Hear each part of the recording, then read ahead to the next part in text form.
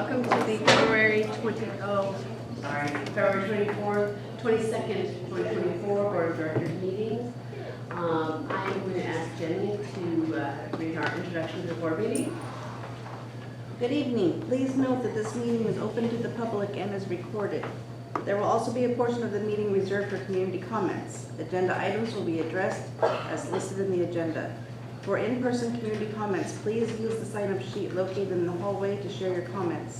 When it's your turn to speak, your name will be called. Before making your comments, please state your name and address. You will have 3 minutes to speak. If you are viewing the meeting via YouTube and have submitted comments before the meeting, they will be read during the community comments time. In the future, if you have comments that you would like to share with the Board of Directors, please email Jenny Wilson, the Executive Assistant to the Superintendent at jwilson@portangeloschools.org by 5 p.m. the night of the board meeting. If you have any concerns about individual district employees or specific complaints that require an administrative response, please contact the Office of the Superintendent directly. Thank you, Jenny. And I'm going to add a small addendum to that. There are people who are concerned about the requirement to state your address, and we're just asking that your address is written on the paper out in the lobby there. And so, and for open public meetings, we need to have a record of who is speaking. So I appreciate that. Next is roll call. We are missing, just in their corporeal existence, Mary Hebert and Sandy Long. They are listening online, and they'll be participating in the meeting remotely. And one of our student reps, Rena, is not here as well. She would have another thing. So we start every meeting with our flag salute, so please join us. I pledge allegiance to the flag of the United States of America, and to the republic for which it stands, one nation, under God, and indivisible, with liberty and justice for all. Okay. And Director Hebert is going to read our acknowledgement of tribal lands from home. So Mary, we ready? We acknowledge that we are on the indigenous lands of Coast Salish people who have reserved territory rights to this land, specifically the Qualm tribe. We thank these caretakers of this land who have lived and continue to live here since time immemorial. Thank you. So that takes us to 3.01, which is agenda approval. Does it look good to everyone? Yes. Yes. Sandy, I assume you're a yes on that?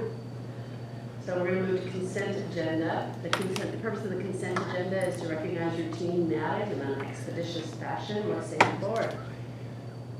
Have a motion. I move to accept the consent agenda. I second that. All in favor? Aye. Aye. Thank you. Interesting. All right. So then we go to 5.01, which is distribution of correspondence. You have flyers in front of you for the grand opening for the Wildcat Cafe. Yay. Very exciting. Okay. So moving right along, we have 6.01, our student of the month, Principal Crom and Brooke Hendry and Jessica Burke. your My sixth grade teacher. special skills. Yes. Well, no, those are the teachers. Oh, the teachers. Well, sometimes. So you are special. Sometimes. It's hard to You describe are very sometimes. But I'm going to let them present their students. Oh, perfect. So our Jefferson Student of the Month, the first one is Agnes Haxel.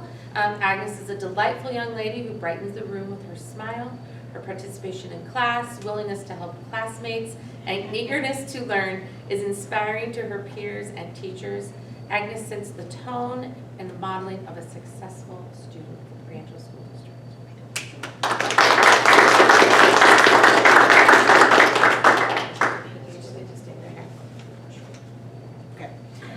Our next student is Elias Martinez.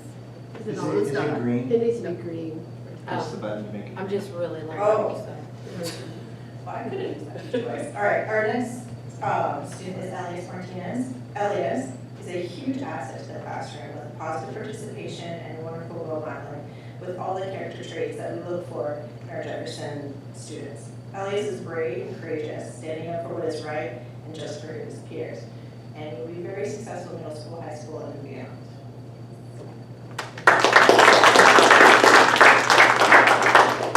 All right, you have to stand there. You don't get to leave yet. Sorry. Actually, do you want them to go out front or? We're gonna, yeah, we'll read to them and then we'll have, everybody will have to come up. Your mom and dad, your whole family.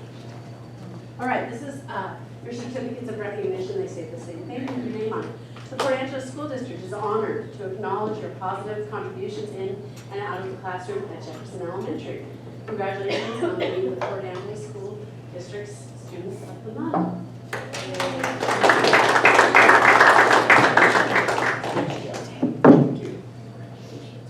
Thank you, sir. And if we could get family and staff associated to the two students of the month coming up, we're going to take a picture with the board. Yes, sister, it includes you. Anybody affiliated with the students of the month, counselors, please come on up. Teachers, anyone? Look at these nice and turned out kiddos. Here, we'll put you guys in the middle. You and Agnes, and we'll put parents. You're standing behind you, my Jump in there. defense mechanism. All right. Can you see everybody, Jenny? All right. 1, 2, 3. Perfect, thank you. Yay, congratulations. Thank you for coming. Congratulations. And Thank to you the very much. families, Yes, we yeah, nice appreciate job. you. We know that this is almost as much as yours as theirs. Thank you so much. Thank you for raising such amazing kiddos.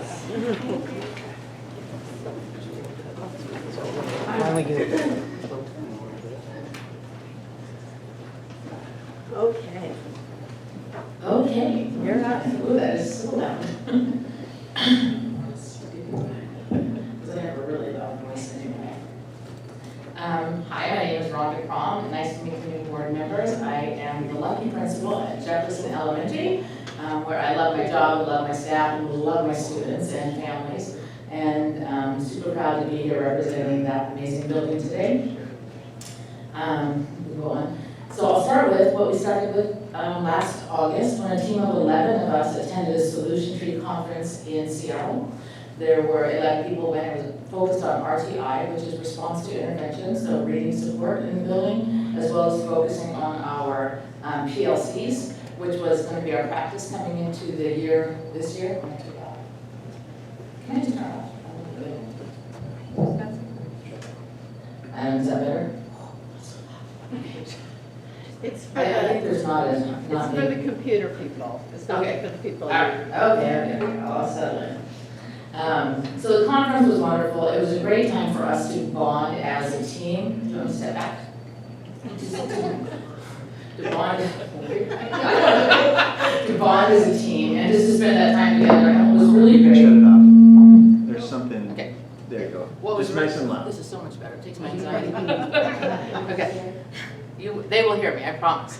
And so what was really wonderful is that they there were so many breakout sessions with so many professionals that, our counseling staff got to go to MTSS sessions and do things that would help, in her particular area. And the reading specialist really went to theirs. And then if people wanted to know more about how to support reading in the classroom or more about the PLC process, they could go to those. And then we brought all that information back together. And we were able to share at our tables and in breakout sessions. So in addition to 11 of us spending, and these two teachers gave up 3 days of their summer, 11 of us spending 3 days together with some real intentional learning. It also helps just build a bond in the community in your school. So next picture. This is us taking off. And we're at the Kingston Ferry here. So off we go. That's the team. And then the next picture is after a hard day at work and an evening at the Cheesecake Factory, as you can see from the bags, and then a nice walk around the park there. But it was just some great bonding, some great learning. And then 3 of our folks did some great representation. That was on the huge screen in a conference in front of, 1,000 people. And that is our kindergarten teacher, Lucy Edwards, on the right, our resource teacher, Rochelle Kimball, in the middle, and our speech therapist, Amy Young-Stuckel, on the left, looking very professional and representing Jefferson. Yes. So that was a lot of fun. when we came back to school, it was time to settle in and get ready for the year. We have our own professional development in our building. And in addition to the PLC work we did as a district and continued in the building, we have a CEE survey that we take every spring. And while our building, everyone's got your highs that you're celebrating, but there were some areas that were low. And one of those was as having conversations about race. And one was about teacher efficacy and just belief of students in the classroom. So those days that we spent together were very intentional on those two things, a half day on equity, diversity, and inclusion. And what you see here is every table had received a poster with, probably 20 terms on it that were all related to race, ethnicity, diversity, all within that DEI framework. And so they all had the list of these words, and then the team was given a list of 20 definitions. And then they had to go through their glue stick and figure out which definition, like what is the difference between race and ethnicity and nationality, and what's a microaggression, and what all the different things were. So that was a wonderful learning opportunity. And then everyone talked about what they learned or what they took away from that process. And we left the poster up in our staff room for, a month and a half for people to look at all those terms. And then we also spent time on teacher efficacy, like building our belief in students and letting students know that we believe in them, because that's the #1 indicator of student success in the classroom. So we talked about that, we watched some TED Talks, and we discussed, why we might have not scored high in that area, what some of our concerns were. And then we spent the next month and a half or so talking about activities to build that efficacy in our newsletter. So one newsletter might be, how do you welcome students to the classroom each day? And then there was a list of things that you could do. Greet them at the door, special handshakes, make sure you say their name, make eye contact. And then how do you build a community, and how does a student feel a part of that community? And so we put things out for about 6 weeks working on building that efficacy in the classroom. And so that was us getting started for the year. And those were some of the activities that we did getting ready, in addition to some really hard work getting ready for the PLC process in unpacking those standards and creating, what's picking their standards, their common formative assessments, their summative assessments. There was just a load of work that went into PLC work too. So I would say our 4 days before school this year were super intentional, with a lot of learning and a lot of hard work on the part of all of our staff. And then the fun, the kids come. So we had this thing out on the wall, and every single kindergartner got their student taken in front of this poster, and students were there, and everything is ready to start rolling, and the excitement starts. This year we moved back to the cafeteria for the first time since COVID. We've been eating in our classrooms, and we were able to create a schedule that works with our PE teacher that has students eating in the cafeteria 3 days a week now. So 2 days a week they go back to their classroom, 3 days a week they're in there. It was new to most of our students. If you were younger than 4th grade, you'd never eaten in a cafeteria before. So some very intentional education about lining up, and how you take food from the salad bar, and how you carry a tray with 2 hands here instead of sideways or one hand. It was a lot of stuff that we take for granted that went into teaching, and it's been very fun. The teachers are in there supervising while they eat. The students have wonderful conversations, and they're eating like little humans, and it's all really fun. So that's going great. It was fun to get back into the cafeteria. And these are just some glimpses of what's going on in the classroom. We had Smokey the Bear comes into our kindergarten class each year, and that's wonderful. Everyone loves that in the school. And then just some pictures of some of our little stars, our 1st and 2nd grade students, and older students reading with younger students. These are some of the student supports we have in the building currently, and there's lots of them throughout the whole day, and some are like super obvious and others aren't as obvious. In addition to the learning in the classroom, students receive reading, RTI, so response to intervention, in reading groups. They're grouped by where they are, where they're leveled. Every student in grades K through 5 gets RTI, 30 minutes 4 times a week. Well, some of them 5 times a week. In addition to that, paras push into our kindergarten classrooms for 30 minutes every day, so they get that additional 30. And we have 20 plus students right now that are pulled out every day by paras that get some very intentional, so we call it a 3rd dip or tier 3 support where they are just really struggling with a certain thing and need that added support in reading. So those, about 20 of them get pulled out again in the afternoon and get that. And that's probably a 10-minute little dip, depending on what the student needs. So that's a lot of our reading support. Our Title I para supports all, or this is math now, sorry. We have 2 paras. One's Title I, one's funded through LAP. And they, one's K3, one's 4-6. Every day they're visiting classrooms. And so they're pulling exit tickets, which are our common assessments every day, how the students are doing. And then they pull out students who are struggling or didn't do so well on their exit ticket, and they revisit what it was that they missed, hopefully, and get that down before the student goes back into the classroom and receives the next lesson the next day. So we're trying to keep them caught up as they're going through. These pairs might also step into the classroom and be in the classroom supervising independent work time while the teacher pulls a small group of students out or works with individuals if that is what the teacher thinks is a better way to address any learning support that's needed at that time. And that's that math interventionist piece in the next line. In addition, we have our special education teacher and paraeducators who either push into the classroom as much as possible or pull some students out for their time, added support in reading or math. I will say we got like this lovely little award from the ESD, not an award, notice from the ESD for full inclusion in our building. We pulled kids out the least right now, or one of the least in the ESD, and so that was kind of fun. We really work hard to push in and support students in their learning environment. Our SEL, lessons are Character Strong, is the district-wide adopted curriculum, and I know I'm speaking mostly to 2 of you because, hi. And so those are taught anywhere from 1 to 5 lessons a week in the classrooms. And additionally, our lovely Vicki Rockholt visits all classrooms once a week and teaches lessons from Second Step, which is another SEL curriculum, social emotional learning curriculum. And so the students are getting those lessons all the time. The Character Strong lessons align with what our character trait of the month is. So this month is honesty. And so the lessons from Character Strong align with that. And then we spend time focusing on that. Additionally, we've started, teachers send me notes. This has started in the last couple of months, but we do a shout out every morning on announcements for anyone who's noticed students being especially respectful. They held the doors open, or they picked something up for someone.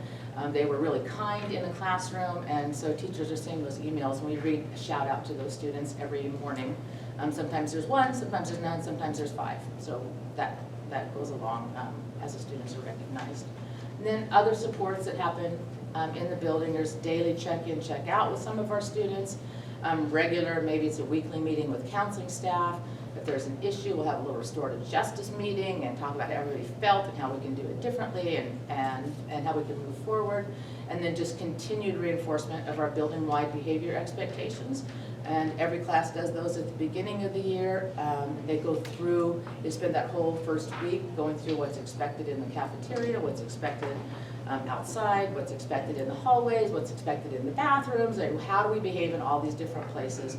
And then after winter break, we revisited those, and then we'll do it again after spring break, just to keep those behavior expectations going. There's also posters in every classroom and posters around the building with that list of behavior expectations. We tried very hard as a staff to have the same expectations across the building so students aren't getting mixed messages. This is just an overview of our reading and math. Every student, grades K through 6, gets a DIBELS assessment every 3 times a year, so the beginning of the year in January, and then again in May or the first week of June. And that helps us track all students with the same data across our building and across the district, and be able to look at how students are growing, and that measures fluency and phonemic awareness. All of our paraeducators, we have 4 of them that are assisting with the RTI, so they also give that DIBELS assessment, and we have a wonderful Title I teacher who makes sure they're all trained in how to give that assessment. They practice going through it, and it's given very fluently then to all the children in the school, and we are able to knock the whole building out in 2 days. Wit and Wisdom is our new ELA program, and the foundation and the geodes pieces of that are added reinforcement in RTI. So if they're learning certain letter sounds or reading certain concepts or learning certain concepts in the classroom, sometimes that'll also get pulled into their RTI. So we're reinforcing what's happening in the classroom. And then just more training for our paraeducators in that ELA program. And then we reassess those groups every 6 to 8 weeks. The paraeducators, the classroom teachers, and the Title I teacher come together and say, okay, are these students, where they need to be? Do we need to move groups? Do they need something more challenging? Did they got the support they needed in this area? So we're gonna move them up. And that's not limited to that time. If we see the child is in the wrong group as we go, as we're working, we'll make that shift right there. But generally, it's every 6 to 8 weeks. A substitute comes in for one day, and that paraeducator team meets with each classroom teacher to talk about all the students in their class and where, as a team, they believe they need to be. And then our focus on math is, the whole district's doing PLCs. So every week, our grade level teachers are meeting in their professional learning community. In my building, that's just a team of 2. I have 2 individual units, then they go meet with other schools. So they're still doing a PLC, but it's with other buildings and other teachers.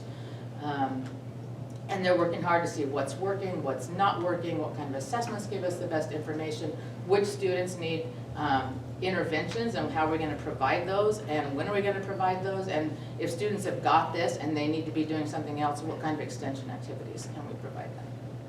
Thank you. This year, for the first time, and it was a big hit all around, we did when there was a It was a Wednesday. Thank you. On a Wednesday, so I thought it was a Wednesday when the morning was set aside for teachers to work on report cards. I took the entire building of students along with the paraeducator staff, and we did a movie day. So movie morning, it was a whole day. It was movie morning, and FBLA from the high school came down, and they volunteered their services and the popcorn machine, and every single student got a bag of popcorn and a small bottle of water, and the paraeducators were there, and we were able to give our teachers a couple of hours to work on report cards while the students and the paraeducators and myself just had this wonderful bonding time in the gym. It was fabulous. The kids were so excited, families were excited. It was just a good community building thing for all of us, and it gave the teachers some time to do things in their rooms. So that's what that was about. We have a wonderful PTO, and they are just engaging families. We're doing all kinds of activities. They do monthly meetings, 2 book fairs a year. We do a popcorn sale in the fall for fundraising. I think 4 years ago when I started at Jefferson, we had a few $100s. I think over $20,000 now that they've raised, going towards building. Right now they want to get some equipment. We have movie nights there where families come in and can watch movies, and then there's concessions are sold, and then they usually have the book fair going too, so we can push the book fair at those family movie nights. This year we had a bingo night that was well attended. I think about 75 people came to that. It was our first time. The foam fun that you're seeing there, we're doing again in June. We did it last May. So many kids. This foam machine shoots out foam. So we had ice cream sales and the foam going on, and it was so much fun. Other fundraisers they do, the Papa Murphy's takeover. We've done one of the ice cream place takeovers. We've done, we've done 3 or 4 takeovers, which is a wonderful way to, the local businesses are supporting our schools by giving a percentage of their sales during that time to your PTO, and all you have to do is mention that you're there for Jefferson Elementary, and you get 10% or 20% or whatever it was. And then we do a family literacy night. If we turn one more slide. Nope, that's math night. We'll get to literacy night. This was that's okay, that was our math night. So we did our math night, a math carnival, and they came and played all these carnival games, and that had a great turnout, and people had so much fun. Kids played, it was all math games. So that was fun. And then thank you, Jenny. Go forward. And this was our literacy night. We had we figured 250 people. You can see the gym is completely full there. And on the right-hand side on the top, we're serving pizza and salad. Over on the bottom left are just our staff greeting people as they come in and directing them down the line towards the food. Staff members dressed in different characters. I was super cute as Pinkalicious. And we were all over the building and reading the story. So there was a big Dr. Seuss thing that the whole staff did on stage. And And then people were able to go around the building and pick, we gave them a list what books were being read in different classrooms. And many of the staff were dressed up as different characters. They could go around and visit them, and they could hear one story, then we would ring a bell and they would go and hear another one. Then everyone came back for cookies and milk at the end, and we did raffle drawings. So there were 3 big baskets given away, or 2 baskets, 2 or 3 based on their age. Some bikes given away that had been donated, and it was a huge night, and that's coming up again March 12th this year. And right now, I think we're at 220 on our RSVP list, so we hope to see it be as big again. And so that was just another great community building event for Jefferson. And I stand ready for questions.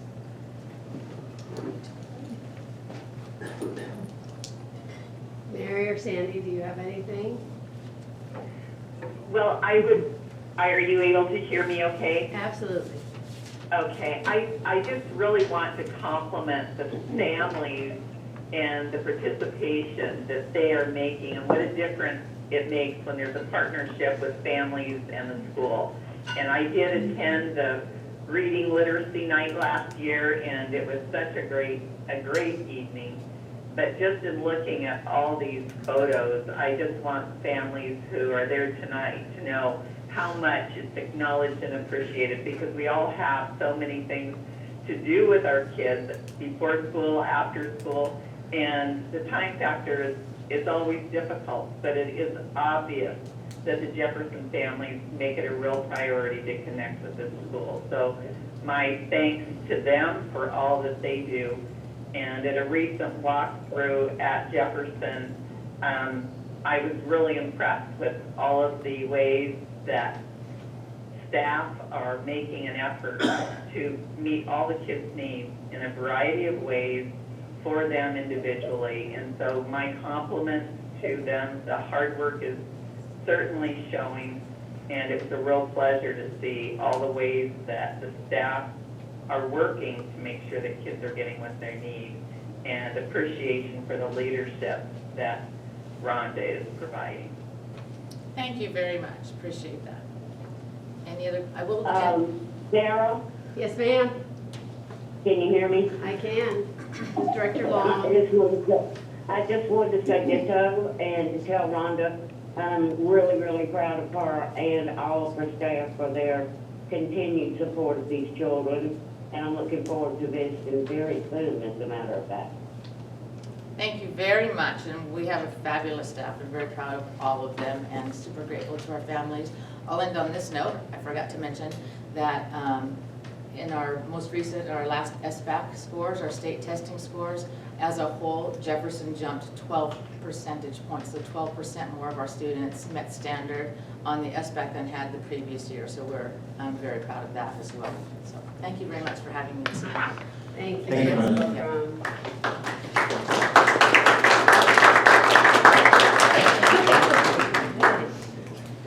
So now we are at 6.03.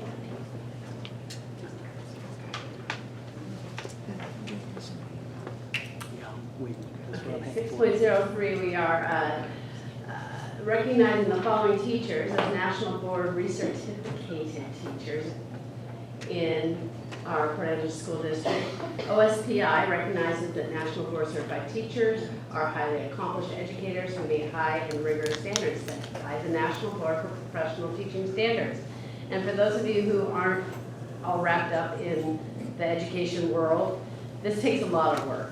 This isn't just like, oh, I'm gonna fill something out and say, hey, I'm doing a good job. This takes real dedication and work to get this certification. And to be recertified, that's just a lot. So I appreciate you all. So we're gonna call you up, or Marty, how about you call folks up?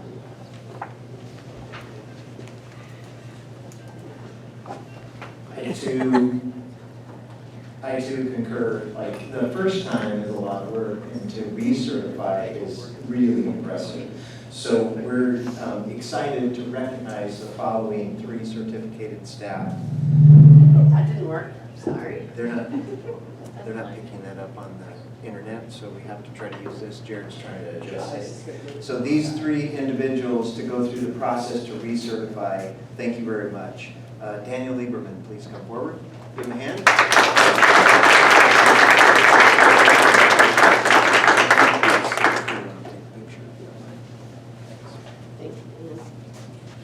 We also have Shannon Coleman.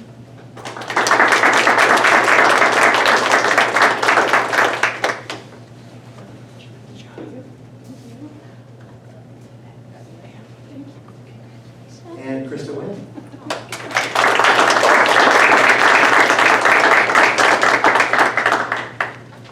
Thank you very much. No crutches or little fun rolly cards? Oh, sorry. That's okay. I don't know if I can recognize you without all your accoutrements. Thanks. We are going to take a board teacher picture here, so. All right.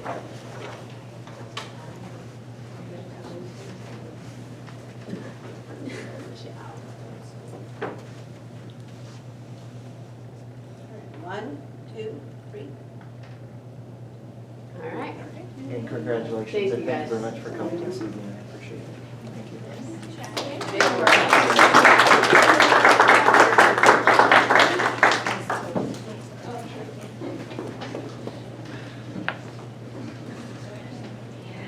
Okay.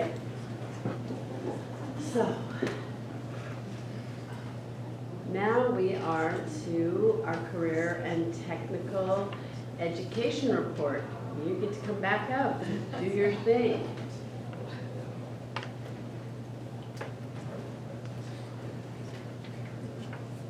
And if you could just turn the mic on to green, please. Thank you.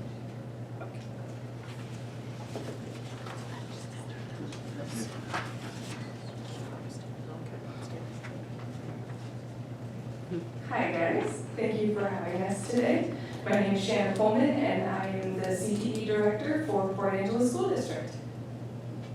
I am Jennifer Rogers, I'm the CTE Coordinator. So tonight we are here to give you guys some updates on our CTE courses, what we've done so far this year, and what we are hoping to move into next year. So, I flipped the page too soon, I'm sorry. Okay, so enrollment this year, as you guys can see, is up significantly. We've steadily grown over the past several years.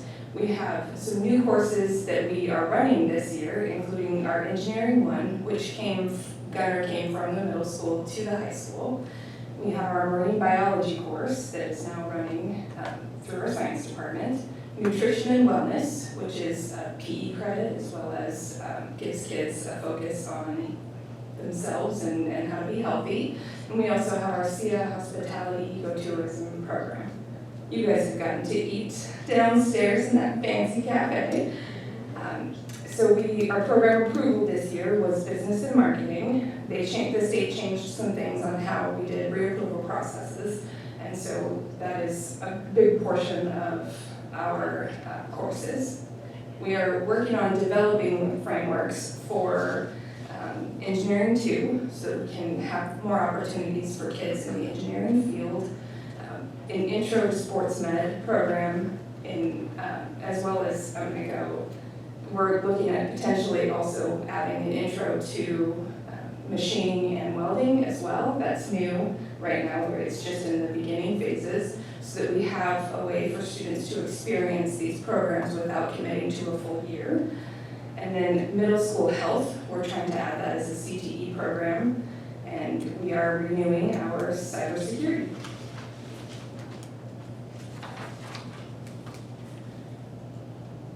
I guess it's up there, that's all, I'm sorry. So when we're looking towards the future and what we're going to do to increase our FTE as well as our opportunities for kids, we are looking into a couple of Core Plus programs, and those give us opportunities to cross-credit and get kids into more field experiences, and that's where the Core Plus Aerospace as well as construction, and then looking at an intro to construction so we can work on not like actually framing a house and roofing and getting the experience of building. And then, again, there's that intro to welding and manufacturing. This is an amazing opportunity for our kids. So we articulate with Peninsula College as well as Olympic College, and it gives kids the opportunity to earn college credits while they're in high school. And so health is a required class. Every one of our students has to go through health. So if they go through Port Angeles High School health, they have college credits. They are already able to check the box as having taken some college. So it's an incredible opportunity for our students to get on the pathway towards if they want to do certification, if they'd like to do, if they're interested in going into any of these fields. We are working on advancing this as well and increasing our articulations with the colleges so that kids have more opportunities to earn credits. All right. Very quickly, I'm going to talk, as you see before you are all of the programs that we have. So we have a tremendous number of programs. For the size of high school we have a very robust program. We actually have the opportunity in all 6 program areas to have pathways available for graduation for our students.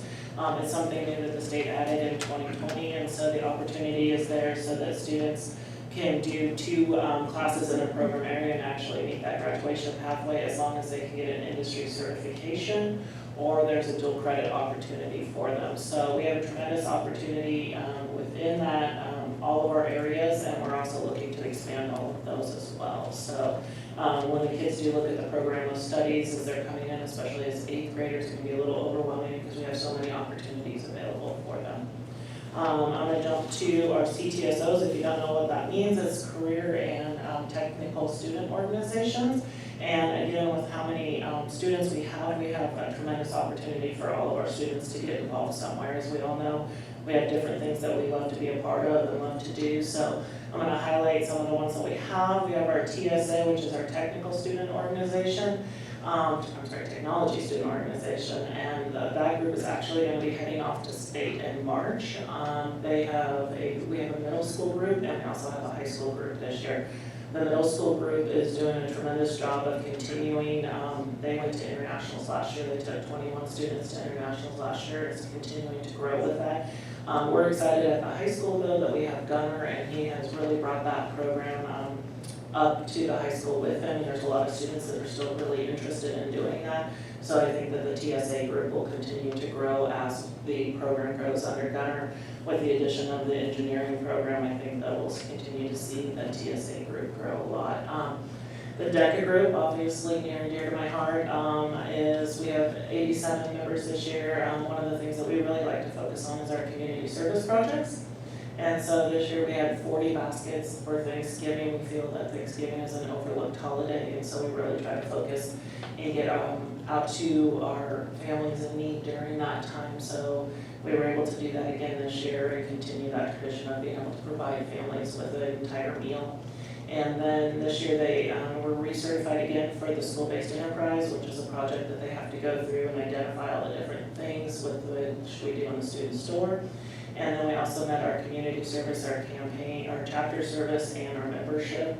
So we have 6 kids that have already qualified to go to internationals under that. And then next week we'll be taking 13 members to the state competition.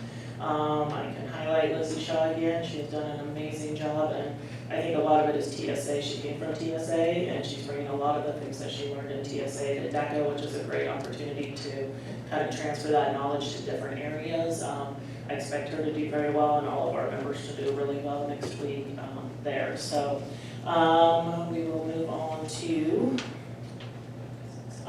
HOSA. HOSA is just been started up with we have our sports medicine programs, which are a great way for students to actually get out and do, I don't know if you've been to our athletic events, but we actually have our student trainers that are out there. They're able to, I was at all the games with us, she's awesome. And so they actually get to go out, they get to tape ankles, they get to address injuries, they get to deal with things, so that it's really hands-on. It's not just what are you doing in a classroom and looking at a book. They really get to do hands-on and learn about what they're doing.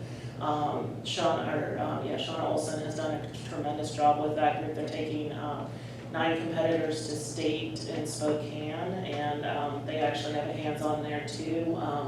Finn Thompson was talking about one of those. I had the opportunity to be on the radio with him and Liz Monroe Sanders with Todd Ortloff this week, and Finn was talking about how they have an EMT one where they don't know what they're doing until they walk through the door. And then as soon as they get in there, it's like, this is the situation you're facing, and they have to be able to deal with it. And it's such a great opportunity for youngsters to really see what it's like out there. What are they facing? What are they gonna be dealing with? And so, again, that program, I see that program growing as we move forward, and if we get the introduction to sports medicine approved too, then we'll have even more opportunities for ninth graders to get involved.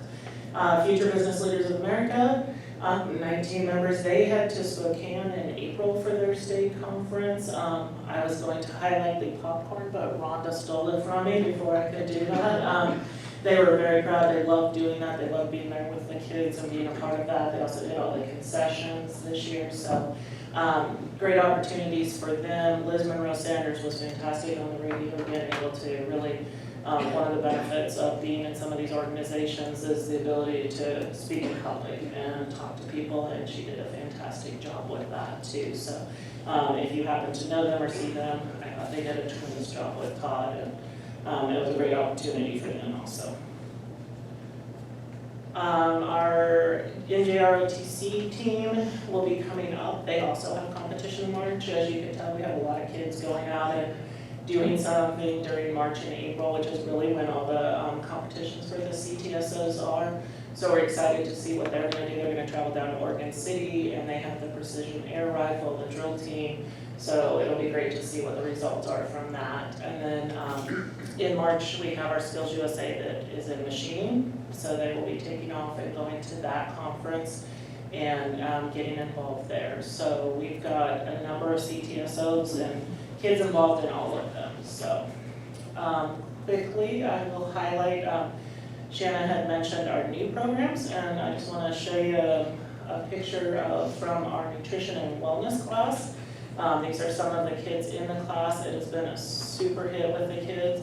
And as I'm showing you the food pictures, I think the wellness part of it was just as much and just as important with the kids. They spend the first half of the school year or the semester dealing with wellness. How do you deal with anxiety? What are the things that you do to take care of yourself? And our kids in today's world really need that, like put the phones away, and how do you take care of yourself? And the kids talked about that as much as they talk about, making pizza or doing something in the classroom there. And so it's been really important to our kids to have that opportunity to figure out how to address things. So, and I will let Shannon finish. Thank you. So this is another one of our new classes. It's short people. Yeah, It's got a problem with It's short against short people. people. Hey, Same with me, I gotcha. okay then. So the marine biology course is a new one that we are running this year.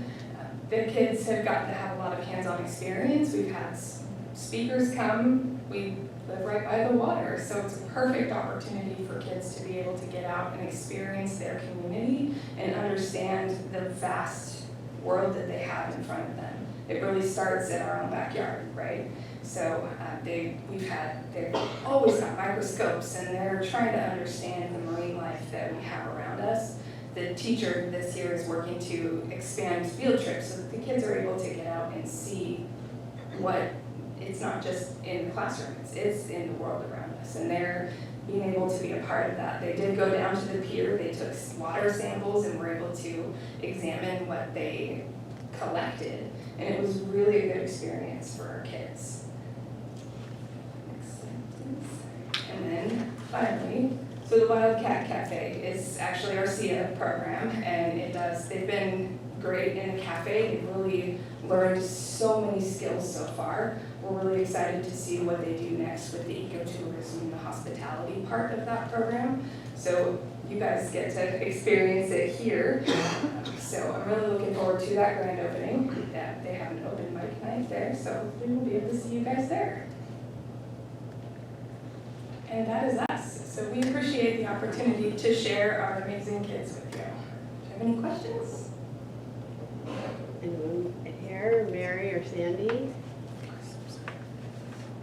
Well, I know we've had changes in the staff, and I just really appreciate new people coming on board and carrying on the great legacy that we've created at our high school.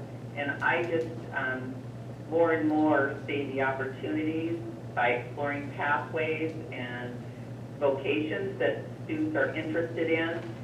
I'm just very impressed with our career in tech ed. And all of that would not be possible without the staff who are just committed to giving students these opportunities. And I've had the opportunity to see the kind of rigor that is involved with our health and occupations. And I just think what a gift it is to our students to have such a quality program.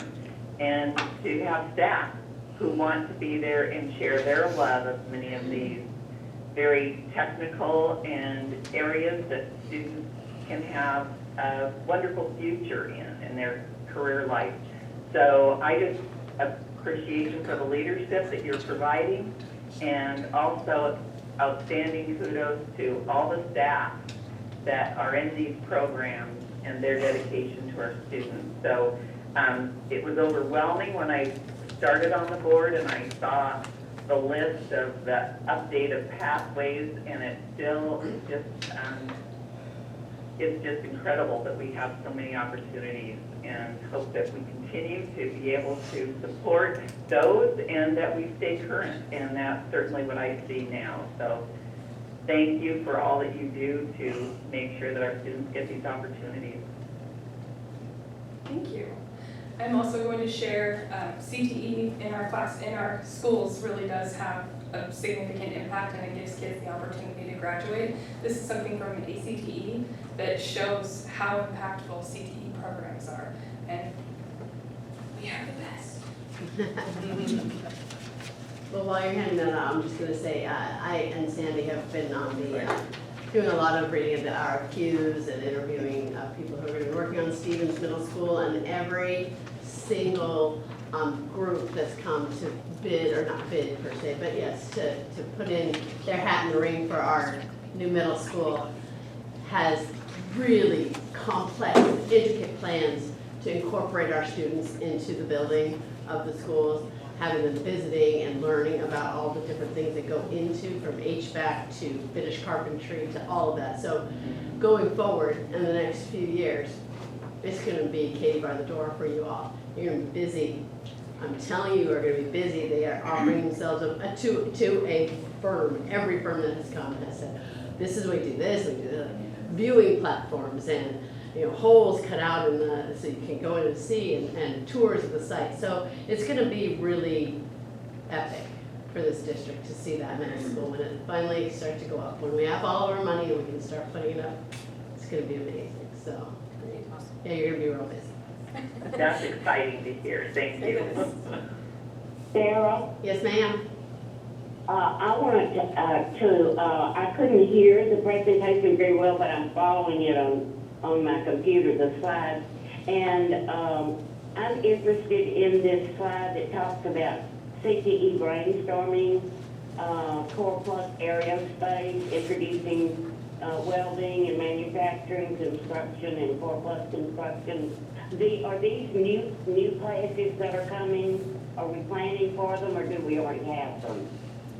They are currently in the planning phase. So we are hoping to bring those to Port Angeles School District within the next couple of years. Did you hear that, Dr. Long? I'm sorry, I'm just having a lot of That's okay. trouble. They're in the planning, they're in the planning phase. They're looking to come to Port Angeles in the next couple of years. And that construction is really gonna be coming to Port Angeles. Well, that's real important for our future, the growth in our city, because we're needing so much construction for housing and so forth. So I'm really excited about hearing more about that, and I thank them for being future-oriented in their planning. Thank you. All right, anything else? All right, we will let these, oh, Marty. All right, just a couple comments. Jenny, can you slide to slide 2, please? First, I concur with Mary. Director Ebert, around the staff and the passion that we have for our CTE programs. But I want to add some layers to that. It also takes incredible leadership, and we also need to, for the pathway moving forward to create the CTE opportunities for our students in all of our secondary schools now. We would be remiss to not, reference Cindy Crum and her leadership for many, many years, Lisa Joslin and her leadership for several years, as well as now our current leadership in Shannon. Thank you very much for continuing that work.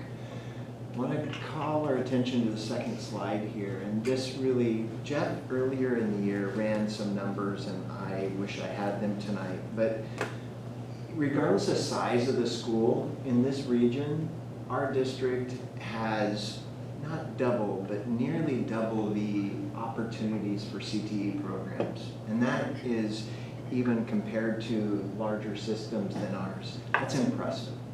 And so I'm really proud of this district for stepping forward. In the community, I hear lots of comments around the old narrative around our institution is only around, four-year institution planning. That's not true. We are planning for the future. We are preparing our students for the academic rigor of a four-year institution or job-ready skills to be able to work in trades, which is equally, if not greater importance. And so, our commitment to this work is obvious by way of this slide. And if you take a look, from the 2018-19 school year to today at Port Angeles High School, the numbers have been retained, and good pre-participation there. Then you go to Stevens Middle School, just look at the growth that we've seen in just the last 6 years. We've gone from having 16 FTE to now 74 FTE. And that comes in the form of STEM education at the middle school level, but great opportunities for our kids to start scratching that surface of what do I want to do after high school. So that is incredible. And the story that I'm equally proud of is, our Lincoln High students, Seaview as well, that can now participate in CTE programs. We have, Lincoln High, which is an alternative high school, and students go there for a variety of reasons, but it's a smaller school, and there's not nearly as much comprehensive opportunity that you get in a bigger high school. But giving our students at Lincoln High now that opportunity is awesome. So I want to commend each of you and previous leadership for making that happen. It just doesn't happen. It was a lot of hard work. So thank you, and I wanted to reference that. Then Jimmy, if you could go to slide number 4. The dual credit opportunities, this is a big deal. This is a huge deal, and it takes a lot of work to make this happen. But to be able to retain or obtain credit, for your high school graduation and beyond, saves our students an incredible amount of resource and time in the future. So the work here, the cooperative efforts with Olympic College, Peninsula College, and our school district, great work there, and it really gives our students great opportunities to advance their learning and advance their career advancement in a more streamlined fashion. And then the last piece that I want to comment on is the next slide, the pathways. This represents the number of courses that we have at Port Angeles High School. This is what I was referencing around in comparison to other districts that may be even a little larger. But this is incredible. And you can't really see it on the screen, but there are just a wide variety of opportunities. And so really our job as educators is to connect our students to school in some capacity. Some connect by way of music, some connect by way of athletics, others connect by way of academic rigor, and others connect by way of clubs, and then finally pathways and opportunities in trade. So, and there's many more that I'm obviously missing, but our job is to connect, because we know once a student connects to school in some capacity, they do better in school. They're attendance improves, their grades improve, and their dedication and passion towards graduating also improves. So for that, I just want to commend our staff, our leadership, and the vision of Port Angeles High School and secondary schools across our district for our commitment to making that happen. So thank you very much for that. And teachers in the audience, thank you very much as well for your commitment to making this dream for our students and our community come to fruition. Thank you. Yeah, I kind of want that in like a little card that I can carry in my purse, in my wallet. And people are like, oh, we don't do enough CTE in our district. I just want to be like, yeah, we do. I can provide you with a folded up piece of paper Yeah, I mean, that you would have to I need to unfold figure- and show them. Yeah, I need to figure something out, so. And I have one more comment, I'm sorry. No, please. So we are to address that very question, because I spent a lot of time out in the community. Well, since the Skills Center closed, we don't have CTE programs. That narrative is still out there no matter how much we talk about it. And so coming to you in March, on March 20th, and thank you to the leadership at Port Angeles High School, we are going to have a CTE tour. And again, that's scheduled for March 20th. You'll start seeing media around that. It'll start here at the Lincoln Center. We will invite the community to come in. We'll jump on I want our community to experience a day in the life of a student. So meet here at Lincoln Center, have a short, it's not about district administration, a short introduction. We're going to jump on a bus, we're going to head over and be exposed to the wonderful work that's occurring at Port Angeles High School and going through a number of trades. I want folks to see it, experience it. We can talk about it until we're blue in the face, but folks need to experience it. So we're going to go there. I hope, my vision is I'd like to see a minimum of 30 community participants and a maximum of 50, or I'll take 75, whatever the number is. But we'll jump on that bus, go over, spend an hour and a half. So it's a short day, an hour and a half touring the high school, come back, and that will be finished with a lunch provided to all of those that participate right here at our Wildcat Cafe by our wonderful students that are also CTE driven around the cafe. So a phenomenal day. Thank you for helping with the planning of that, and I think it's something that we tried that for a couple of times before COVID. Now post-COVID, it's time to get back to sharing the good work of all of our programs of the Port Angeles School District. So thank you. All right. Other questions? Any That was an exciting opportunity. Thank you. Anybody have anything else they want to say? No? All right. Go Riders. Good luck on That's right. Saturday. Yes, thank you. Basketball coach here. Yes. All right. So, oh, well. Our teaching and learning report, Mrs. Olson. All right, good evening.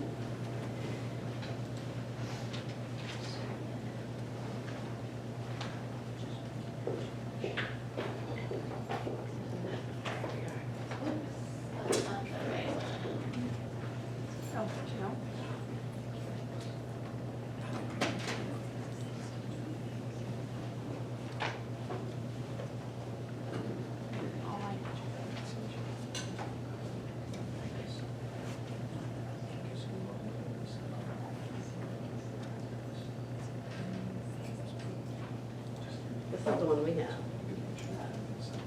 The one that I pulled up? Yeah. That's the most recent that I have too.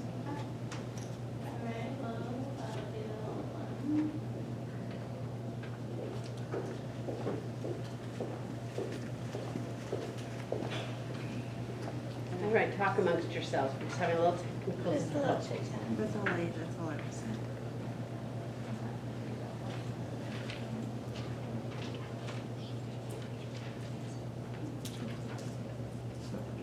No, I don't have it.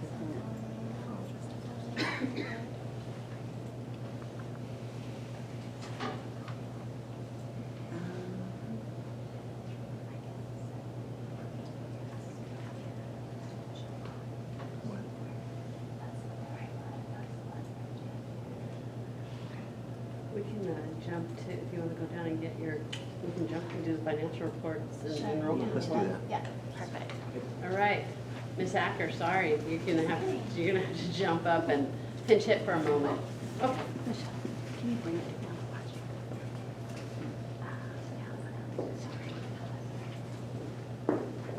Our teaching and learning report is gonna flip with our business reports, if that's all right with everyone? Yep. Okay. Thank you for, I thought that was what I was hearing, okay. All right. Just wait for that one to come up. Never a dull moment. Just go with the flow.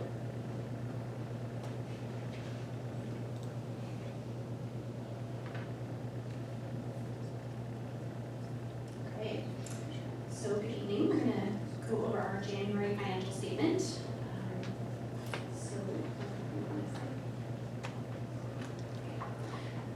So here we have our, the budget status reports, the budget status for our general fund and capital fund. I'm not able to hear the speaker right now. Is there something we can do?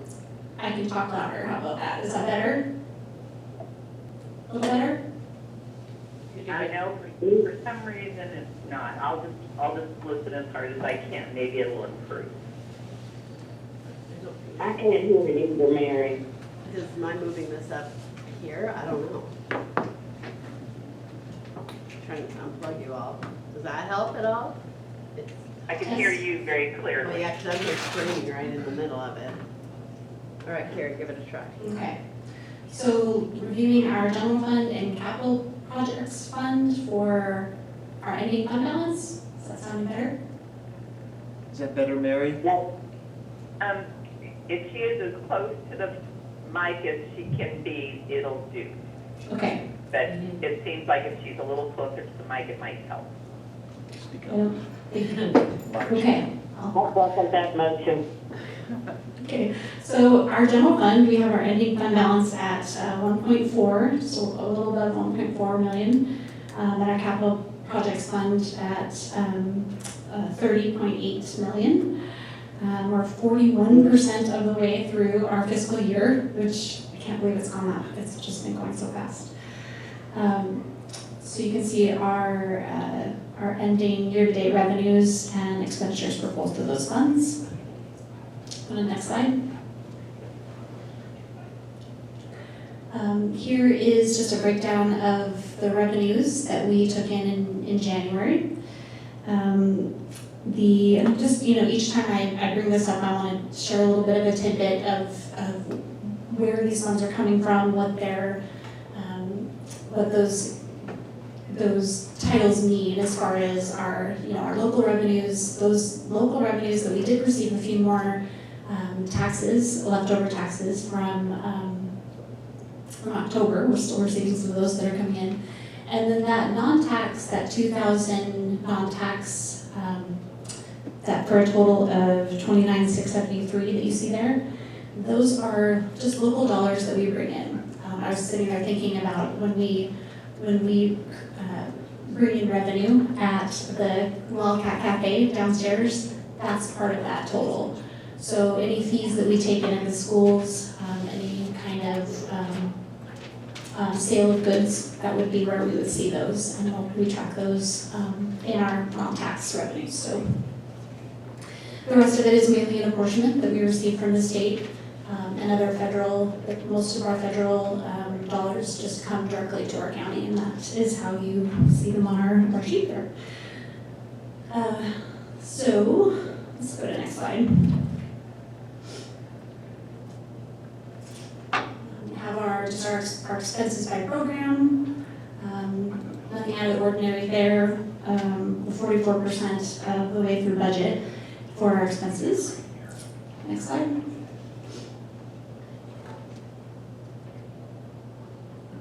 So this is a total for our MSOCs, our material supplies and operating costs. You can see that we're down from last January. We've been working really hard to keep our costs down as much as possible. And we're starting to see the fruits of our labor here, but we're really, tightening our belt and making sure that we're only spending things that are essential at this point. Next step, or next slide. One more, Jenny. Too far. There we go. So this is a total for our January payroll. And, you know, as expected, we're seeing that level off at about 4 million, which is where we projected, and our, you know, those totals should continue through the rest of the year, at right around that 4 million. Next slide, there we go. So here's our projections, you know, looking at our ending fund balance. Still right around that, that ending balance of about 4.2 to 4.4. We've seen additional revenues at the local level these last couple months, which is good. Those could be offset by additional expenses that we're not anticipating, so we'll continue to look at that ending fund balance each month.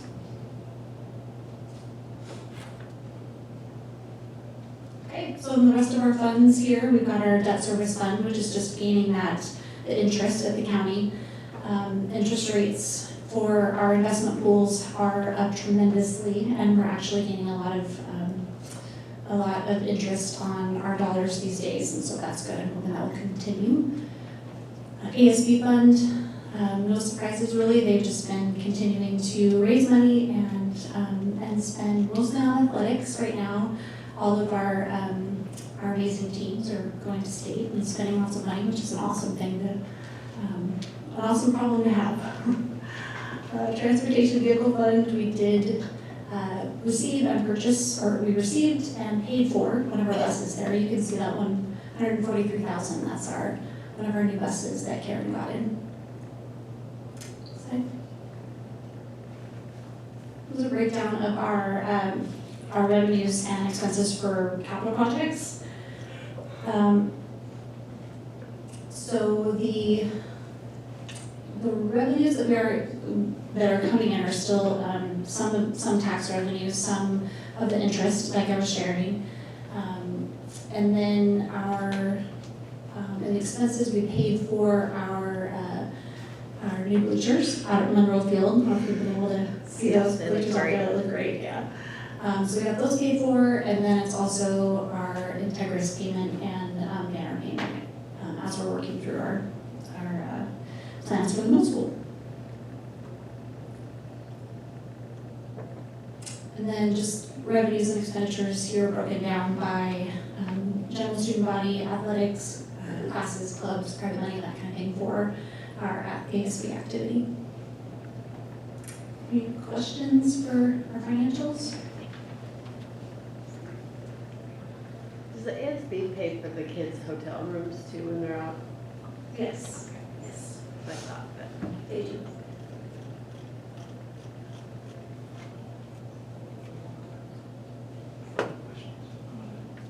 Yeah. Go for it. Right, so a couple of statements I want to make. Jenny, if you could go to slide number 7. Just want to reiterate to the board. What is the title of that slide, please? Four-year Which, fund balance comparison. Okay, thank you. And so, as we articulated early on in the school year, you can see that the months of January, February, and March, we're operating on a razor-thin line, a little over $1 million,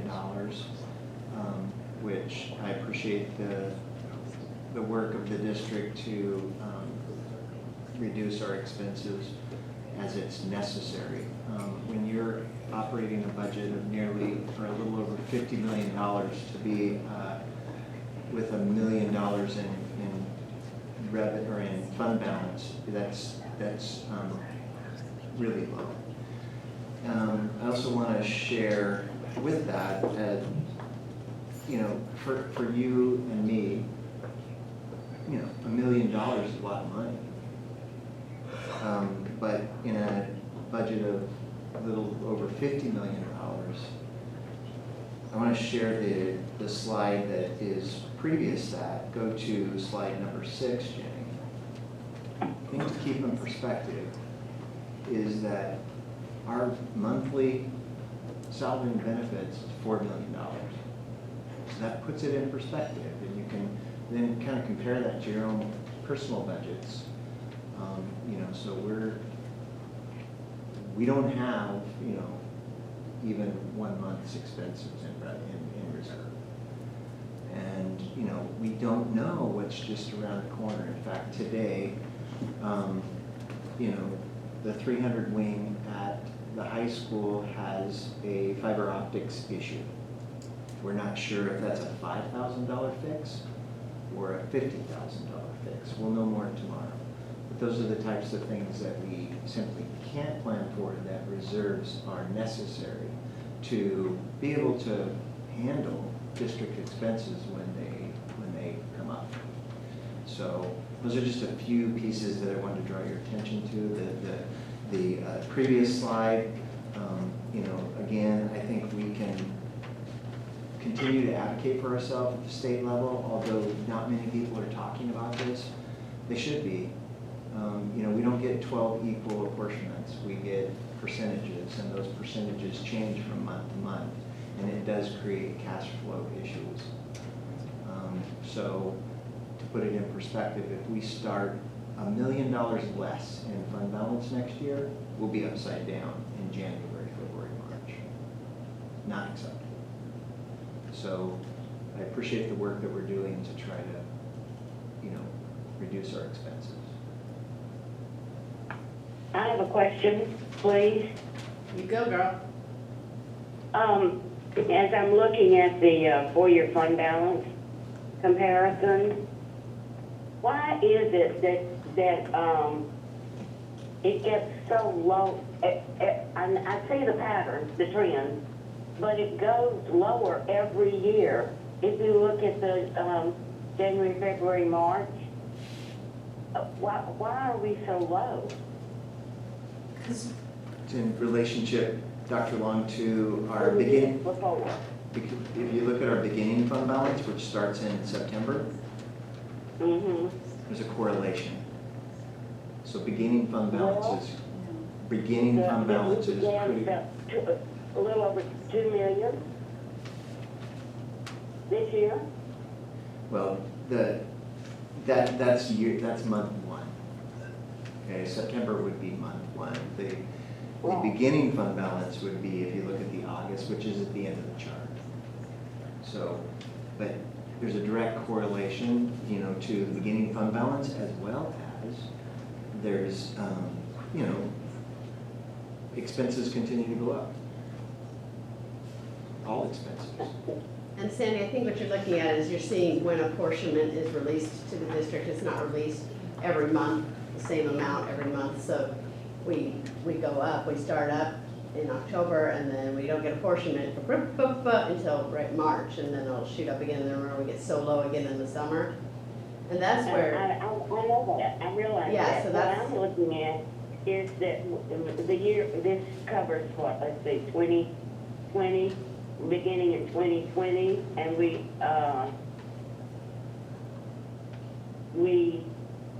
the August one was about 4 million, over 4 million. Why is there such a difference between the August and the September? So we end in August, right? I can see that up around, and now I'm looking at the like last year's budget. But it seems to me like from August to September, is it because at the end of September we have already paid out enough that we are become so low in our fund balance? I'm having trouble reconciling that. Yes, so September is traditionally a very expensive month. We receive lower apportionment from the state, and then we also have very high expenses. So we start... I'm sorry, I cannot hear what Kira's saying. Kara, you want to just walk over here, just carry your microphone and come stand right next to it here. Sorry, can you do it without your, I know, this is awkward, but. Is this better? Sorry. That's okay, Sandy's that sound better? No, I can't hear Kira's microphone. Sarah and Marty, I can hear you perfectly. Look, I just had Kira move to the microphone, so. Okay. She's at your microphone? Yes. She's at, yes. Yes. So one of the reasons that September is so much lower is it's one of our more, No, it must be her microphone. Okay, just use my. Not where she is, but her It's microphone. it's a tone of her I'm voice. having the That's- same experience. Kara, can you just speak right into the mic there and see if that helps? Is that better? Yeah. Director Yeah. Long? Okay, very good. So, one of the reasons that it's so much lower in September is it's a very expensive month. We have a lot of expenses in the very beginning of the school year, and our revenues and apportionment payments are lower. You know, then that's just based on the percentage that they are paying us out every year. So we really have to have that fund balance to start the year, to have those funds to pay the bills in September, but then it's continually going down from there based on our apportionment revenue payments. Okay. And this is because of our loss of students? Yes, so some of the enrollment is what's causing our apportionment payments to be lower, yes. Okay. All right. Thank you, Carol. There's an additional story to that. If you think back to 2018-19, we received 6% regionalization. We had more revenue. In 1920, we had 6%. In 2021, we had 5%. And that's transitions all the way down to where this year, for all groups, we have 1.5% that goes to 0 next year. With the exception. That's impacting that also? With the exception of the certificated group that's allocated from the state, they have, again, what I call staff mix or temporary regionalization, which is an additional 4%. So that applies, so there's that involved. The first month is very expensive, yes, but the difference is you're seeing, like, we're receiving less state revenue, as well as you're seeing increased expenses for MSOCs. You're seeing, and it's not quite, I can get you the numbers, but our insurance rates have nearly doubled. Yes. So our insurance rates have doubled, our, diesel to drive our buses has gone, way up. So those MSOCs, those material supplies and operating, those materials and supplies that we purchase, you're seeing, inflation in those. And there is a bill at the state legislature that does try to address that. We, again, can advocate for ourselves to try to recover some of those costs from state apportionment. Okay. Well, we're gonna have to get that fund balance. That just makes me, when I see that our costs are over $4 million a month, and we're getting ready to come down to a place where we're at. No, I'm very concerned about that. Oh, okay. I saw PTSD from when the legislature cut our funding mid-year. I still, if our fund balance had been where this is, and they did that to us, what they did then, this district would have gone into receivership. We would have been taken over by the ESD, and they would have come in and put us into receivership, for lack of a better word. And we would lose all local control. So, yeah, this is untenable. And we all know that. That's why we're making all these cuts, is because we cannot live with a fund balance. We're not even within our own policy, percentage-wise. We're not even close to our own. No, we're not. And it was difficult last year, and now look at this. I can't look, it scares me. Yeah.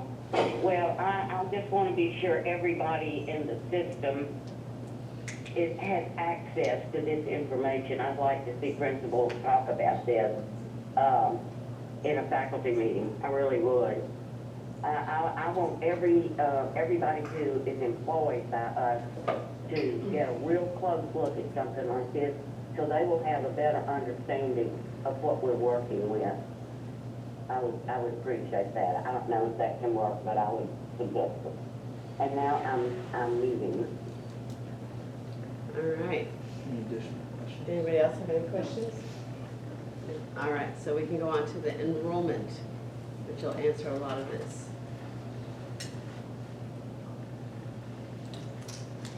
You're up. All right. Oh, Jen, catch it. And what slide are we on? We're going into the enrollment report. Okay. Okay, so our FTE did go down this last, from January, we went down 12 FTE, which is mainly at secondary. You can see, I won't go through all the individual buildings, but as a whole, it was mainly at, it was a split between our high school and middle school. And so that equated to, you want to go to the next slide, Jenny?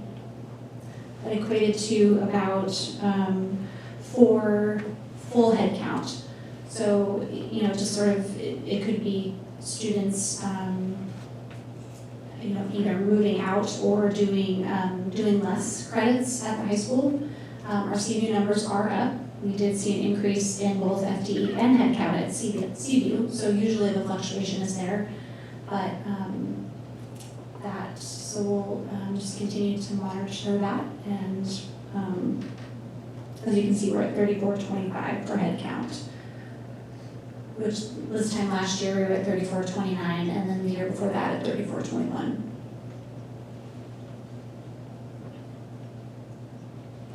So Greg and I have been looking a lot at our, you know, where kids are coming from. We've been having those conversations the last few meetings. And here you can see that we're comparing kind of apples to apples, where you were wondering where our kids were withdrawing and going, and then also where they were entering from. So on the right-hand side there, you can see the new enrollees. We have 11 that have come from Eastern Washington, and this is since September 1. 80 have come from other areas on the peninsula, and then I've broken it down below there. 37 from Sequim, 4 from Forks, 5 from Port Townsend, and on down. These are the ones that we do, you know, we do track. We don't know where, you know, sometimes they'll just, where they're coming from, they don't report that. And so this is of the ones that are reported. So I did list that. There were 17 students, so we just didn't know where they were coming from. So can't really, but it's, you know, it's a good thing to see. Those private schools, there's 34 students coming from private schools, 82 from out of state, 29 homeschools, so kids are starting to come back into brick and mortar. And so is that helpful? Yeah, it's very. Okay, good. I'm glad. The other thing we looked at closely is with CVU and what their homeschools are, their home districts. So students are choosing to transfer into CVU, choice transfers from other school districts. The majority of our students are here from Port Angeles, and you can see the head count of 292 students actually live here in Port Angeles.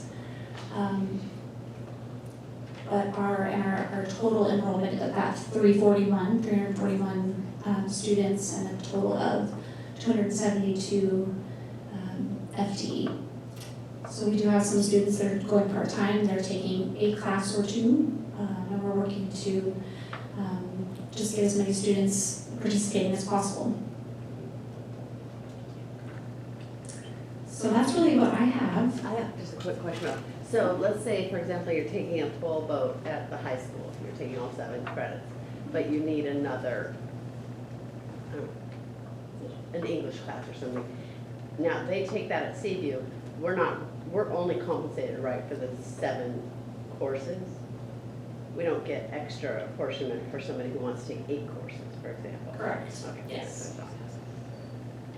And then I wondered if Seaview Academy is the only program like that on the peninsula. Are there other districts that have it? So there are a few well, maybe just one on the peninsula out of Forks. Okay. And then there's others statewide. Yep. We are one of the bigger schools now that will take students to just do a couple classes. Most of the large schools, they require you to take a full load. So that's, I think that's gonna be a really good plus for us, that we can take additional students not at full time, and they can transfer when they want to, and you're doing a great job, getting those students in and making those accommodations for students. And I want to add to that, so like the Quileute Valley School District offers a very large online academy. Last I heard, about 10,000 students, so very large. And that's a multi-district. Multi-district means you can service students across the state of Washington. Our school is a multi-district, so we can service a single district. I believe SWIM is a single district. They do have a ALE program, but they're a single district, which means they can service 10% of their enrollment by students outside their district boundaries. And then Colisine also has a program that's fairly large, 400 to 500 students, and I believe that's a multi-district as well. Crescent has a parent-to-parent, so there are a number. Each district has, or most districts do have some ALE type options.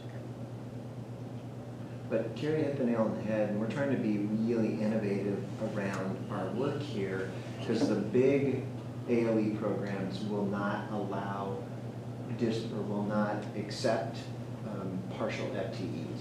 So if we have a student at Fort Angeles High School that wants to take a course in the Quileute Valley School District, they will not share the FTE. You're either in or you're out.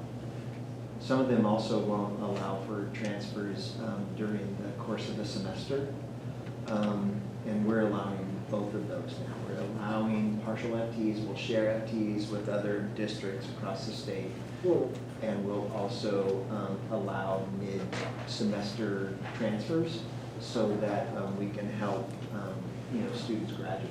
And so Mace and the team at CVU and Lincoln did a great job of communicating across the state with districts around that accommodation that we can make, and working with students from across the state. So although we're not able to compete with the big systems like the Quileute Valley at this point in time, we feel like there might be a niche for us to do something different.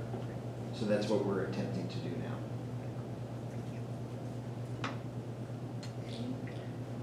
Can you tell me about special ed, or have we gotten there yet? I haven't touched on special ed yet, but I was looking at our numbers when I was seeing, we have an average of 630 students, but we jumped up from 655 in January to 670 in February. So we have an additional 15 students. Well, I have a specific question. Okay. As I look from September to February, and we started out with 624, and now we're 6 months later and we're at 670. That is an incredible increase in STED students, isn't it? Yes. Yeah. What's happened? And then, just in the last month, we've added, 15, that's correct? Yeah. What's going on? I know I ask this, I feel like every month I ask the same question, and every month the number gets bigger and bigger. As we shared last month, it's a ratio of about 60% of the new enrollees. It's a ratio of about 60% moving to the district and 40% that were qualifying for new students. 40% of the new students are qualified? Yeah. 60% of our new students qualify, 40% of our existing students qualify. Oh, okay, I'm sorry, I didn't hear that. Of the new, let me make sure I restate that. Of the new, so the difference between the beginning of the year, 624 to 670, the difference, which would be the new students to our program this year. It's about a 60% ratio of those are new students to our district, and a 40% ratio of those that we've qualified. Okay. And that does align to the narrative that we've shared with our legislators around our district is different because, you know, we have a high percentage of students that move into our district for whatever reason. We believe it's service. And so, what are we gonna do about that? I mean, we just continue on the, I don't know, what that we're doing now, just bring everybody in and, how are we gonna pay for them? You know, I was concerned, I've been concerned about this and since we've been to the legislator, and you know, my initial thought was, as a board member, it's my responsibility to be sure that we are not over-identifying students, that there isn't something that we can do internally. And so as I've been going through walkthroughs of buildings, I have intentionally, with the last 3 buildings, had conversations with the principals about the identification of students, just so that I have an awareness. And I have to say, you know, as you know, an objective observer, the things that were shared with me definitely warrant some of the one-on-one paraeducator services. That was my concern, was, you know, are these necessary placements? And in all 3 schools that I've been really asking those questions about, I am convinced that they definitely need to be one-on-one in order to stay in public education. So I just wanted to put that out there because it is a concern to me, and it's not that it would be intentionally, you know, done, but I think that we have to be objective in looking at, is there an alternative or what is going on? Well, I have to say that behaviors are severe enough, in my opinion, with my experience, that in order for those students to get a public education, it is necessary for them to have a one-on-one paraeducator. So I just want to put that out there. That's my perception. It's also my belief that otherwise disruption would make learning not possible for the other students. And can we review how many one-on-ones we have now, this month, at the end of this month? We'll bring that back at the next meeting. Okay, thank you.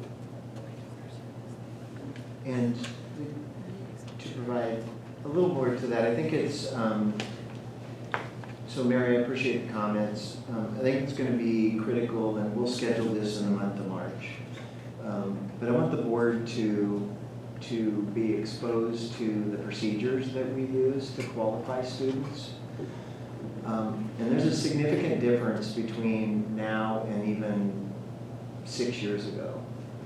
There used to be something called professional judgment, you know, a team, you know, a team of educators that are looking to qualify a student for special ed. You used to be able to use what was called professional judgment. You can no longer do that. So either the student qualifies for the service or they don't.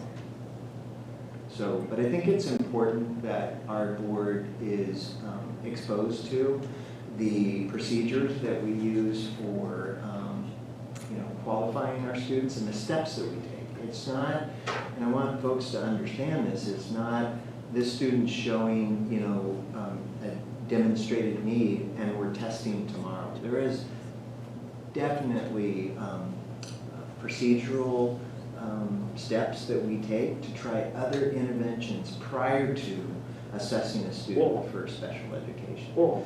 And so rather than the question keep coming up every month, I think it's important that we'll bring that procedure to you so that we can share that with you so that you feel more at ease to the steps that we're taking to try to, you know, make sure that we don't have overqualification.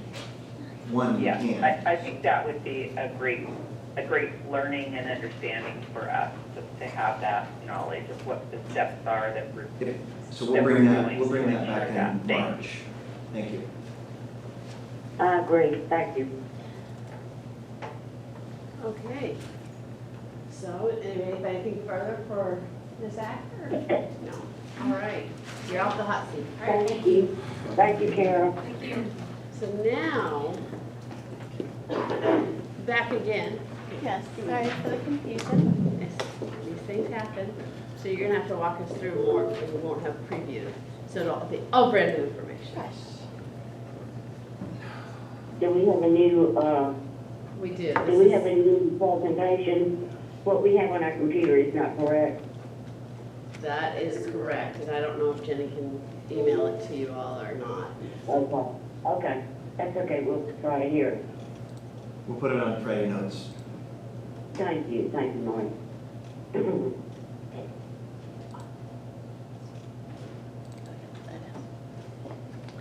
Okay. Good thing we're all flexible. And so this is all about celebrations, so that part is good. Michelle, to the mic and speak up, please. I'm never here, You'll be able to hear me. Okay. Yes, that's much better, thank you. All right. Apologize for the confusion, but this will be on Friday notes, and it's very simple. So we are celebrating our math growth, and specifically we're going to look at our MAP data, which is our measurement of academic progress. But to start with, it's always kind of interesting to see how we measure up to the rest of the world. And so Marty shared with me an article out of the New York Times back a little bit earlier this month. And so this graph that you're looking at was from that article, and they were comparing math test scores, 3rd grade through 8th grade across the country. And they were specifically looking at time periods prior to COVID. And then you can see the block of time for COVID there in the brown, and then afterwards. And so it's super curious there. You can see our district, which is in, can you go back, Jenny? Can you go back to the other slide? Yeah. We did receive that article, Michelle. Oh, you did? Okay. Well, then I'm going to explain it just a little bit more. So you can see our district after COVID has been on the rise with our test scores, whereas Washington State, compared to the average across the country, has not been doing as well. So a celebration for our work. And then on the other side, you can see the math scores in Washington, and you can see little Port Angeles there with the orange dots. How we've been doing, again, compared to the average. So it's a celebration. Sometimes we don't know how we are doing compared to everyone else, but we are doing really well with our growth. And again, we made some very intentional decisions during the pandemic to bring our students back as early as we could, and to make sure we were intentional with our instruction. Our staff worked extremely hard to make sure that we were providing instruction that was relevant and gave as much as we could to provide supports. So the next slide is even more fascinating. So here again, you can see COVID, and you can see some other school districts, maybe like our neighbors in Sequim, some other neighbors like North Mason and Bremerton, right nearby, but maybe didn't make the same decisions as we did. And so just again, a recognition for the hard work that our staff is doing, that our parents and our community is doing as well. And so we're seeing growth, which is exciting, and I'm going to show you some more growth that we're continuing to see as well. So why are we seeing this growth? Well, we know that in the Port Angeles School District, our strategic plan, we have high expectations. In our strategic plan, we call out that all students are going to learn at high levels. And we're committed to raising achievement levels for all students by ensuring educational equity. And what that means is that we have our staff working in professional learning communities, and we're creating and using our building and district systems to support student learning. By doing that, we're reviewing our assessment results and our teaching strategies, and we're making plans to support our students who need extra supports, who need extra time to learn concepts, and we're also extending learning to those who have mastered those concepts. Next slide. So the measurement of academic progress, we give it 3 times a year. I shared information with the board at the time in the fall, and now I'm sharing it with you here in the winter. And it measures both the growth the students are making and achievement. And growth is about a child's personal progress over the year, and we want to see every child improving academically.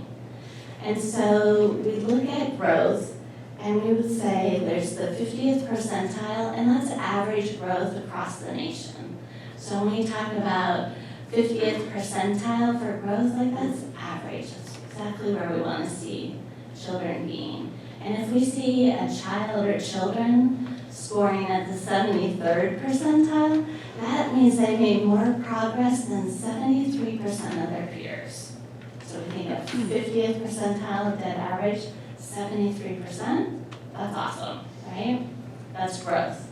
Achievement then is how well a child has learned skills in a subject compared to similar students nationwide at the same grade. So again, 50th percentile, average achievement, awesome. So if we have a child or children that are scoring at the 60th percentile, that means they've scored better than 60% of their peers. Again, great.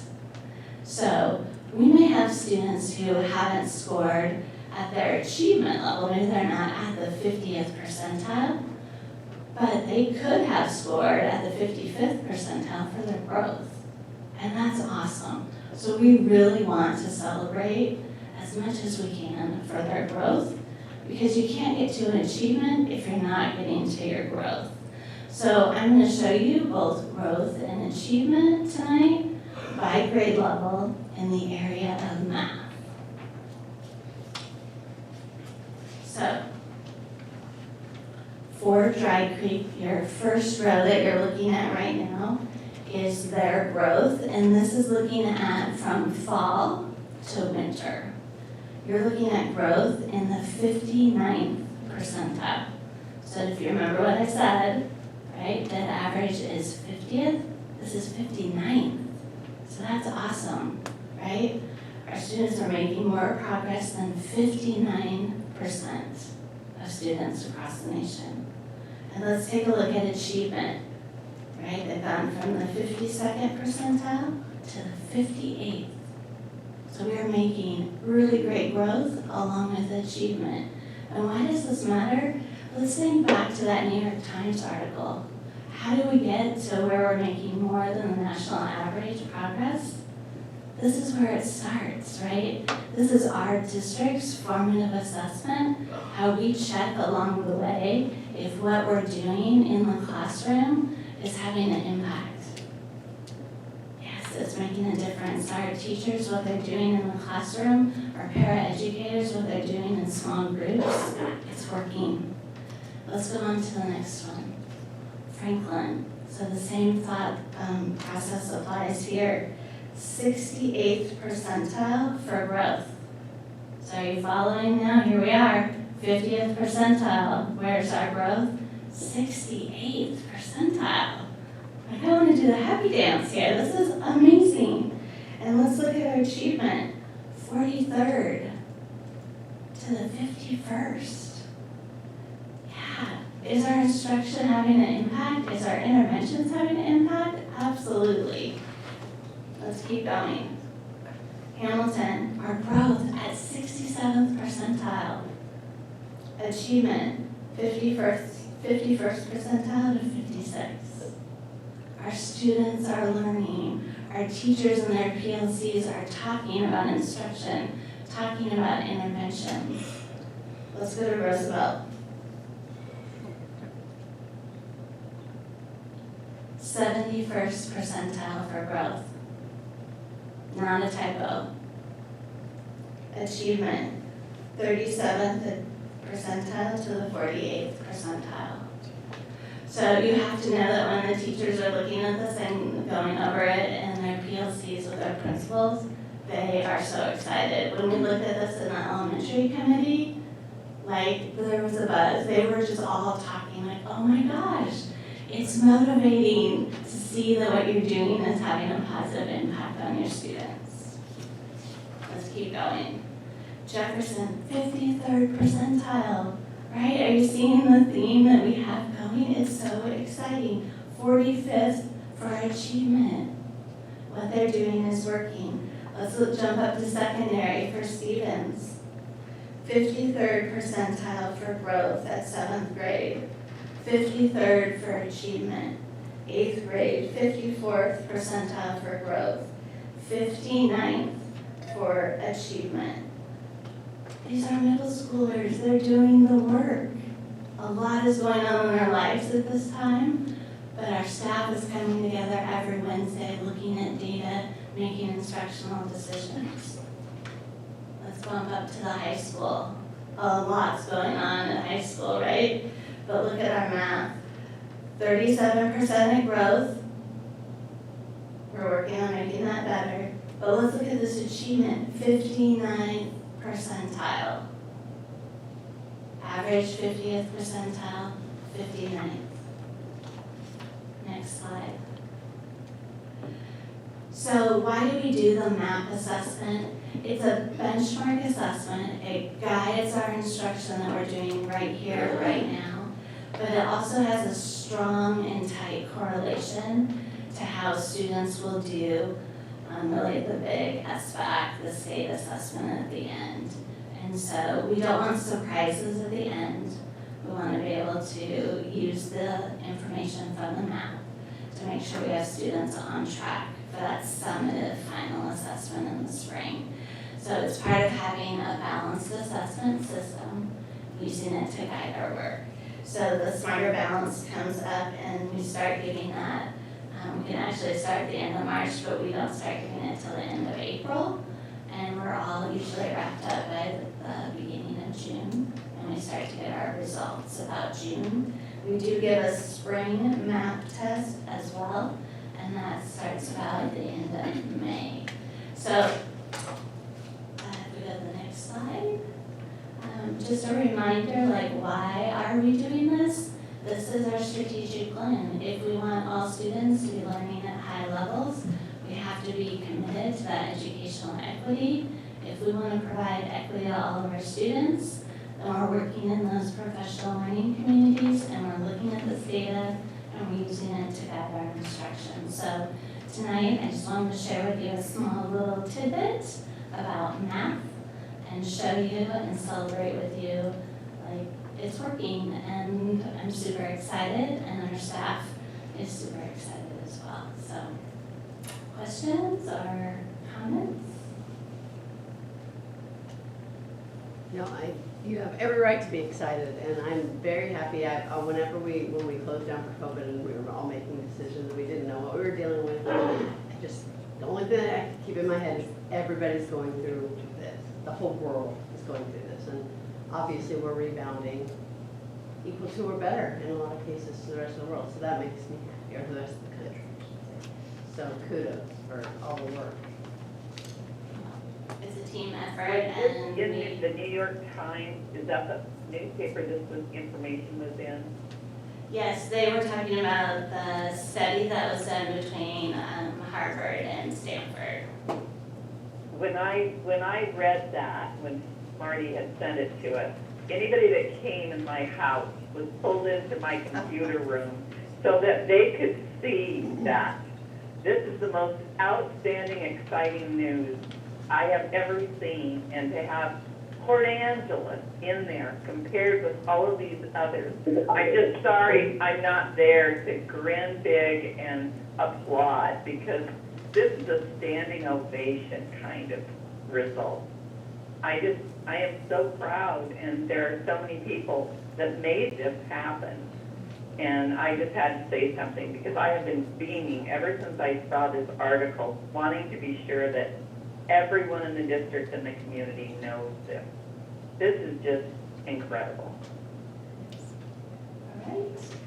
Thank you. Well, did my enthusiasm come through? It did, absolutely. Okay, all right. Sarah, Yes, I did not hear one word. What have we done? Will you send it to me? yeah, it's gonna be in Friday notes. Michelle just gave us some of our scores that were highlighted in the New York Times, which you have in Friday notes. You have a copy of that. I have gone to Friday notes. I've been searching for it as I've been listening or not hearing anything. And I can't find it, so. Okay. We'll have them resend it. Okay, thank you. Okay. All right. So, we've already done that. Now we're gonna go into our discussion action items. We only have one item today, the approval of the first reading of policy 6640, school-owned vehicles. I move to approve the first reading of policy 6640. I'll second it. Moved and seconded by the Williamses, no relation. All right, does anybody have any discussion around this? No. No? All right, so all in favor? Aye. Aye. Aye. All right, unanimous. All right, so that's gonna take us to 9.01, community comments on non-agenda items. I have a list here of people wishing to speak on non-agenda topics. Again, I'm going to reiterate what I said at the beginning of this. I see everybody has put their address down, which I appreciate, which keeps us in line with the Open Public Meetings Act, but I'm not gonna ask you to do anything other than identify your name. So we start with Janet Vaughn, and you have 3 minutes, and I do not have my timer with me. Does somebody have their timer with them? Do you have your phone? Can you set a timer for 3 minutes? You want to be the mean person?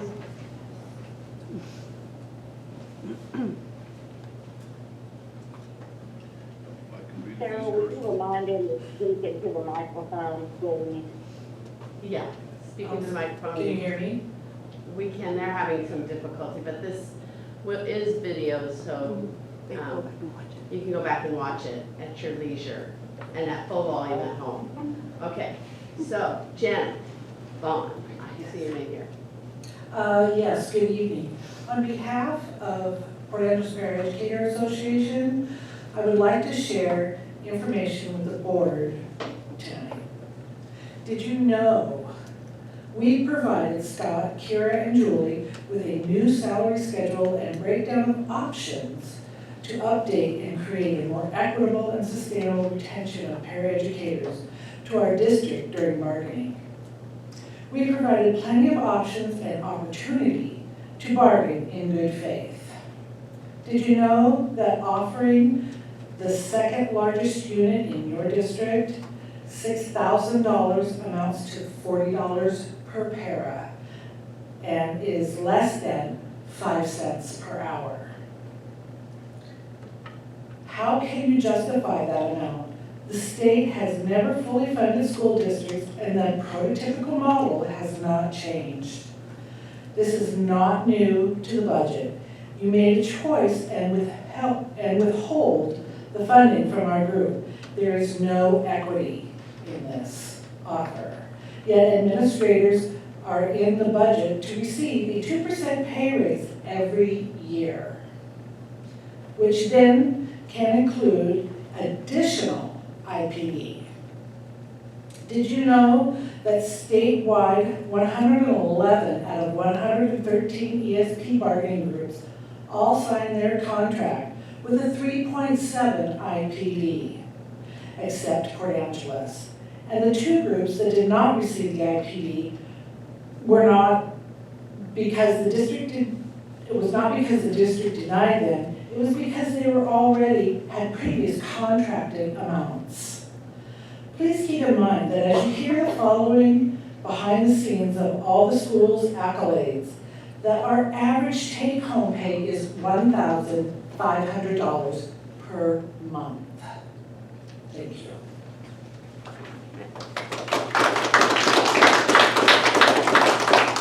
So Jen Carver.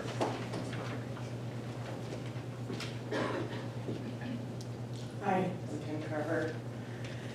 Did you know that more and more paraeducators are being hired to supplement the budget cuts that we made last year? So with limited certified teachers and programs, we are now being tasked with newly created jobs that used to be filled with by administrators and teachers. For example, the Dean of Students, we have paras who are working directly under the supervision of their administrators and counselors, supporting them all day with student discipline. We are also being placed in classrooms without certified teachers, working in small groups, facilitating math and other online supports. Did you know that we are being scheduled to cover for teachers during structured curriculum time in their classrooms so that they're able to get their allocated planning time in? Did you know that many of us are not getting our breaks and we are not being provided the time in our schedule to check our work email in order to stay connected with our employer? It is in our contract to be provided at least 10 minutes a day. Isn't that telling that our administrators are struggling to find 10 minutes in our day to sit down without our students?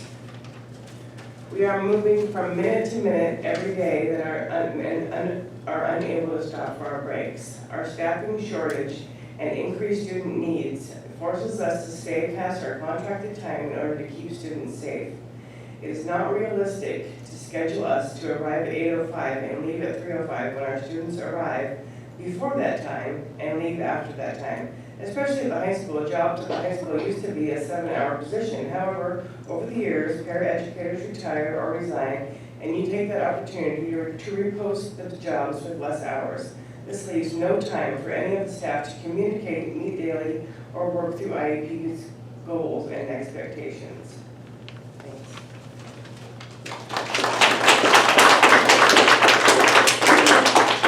All right, Sherry Foltz.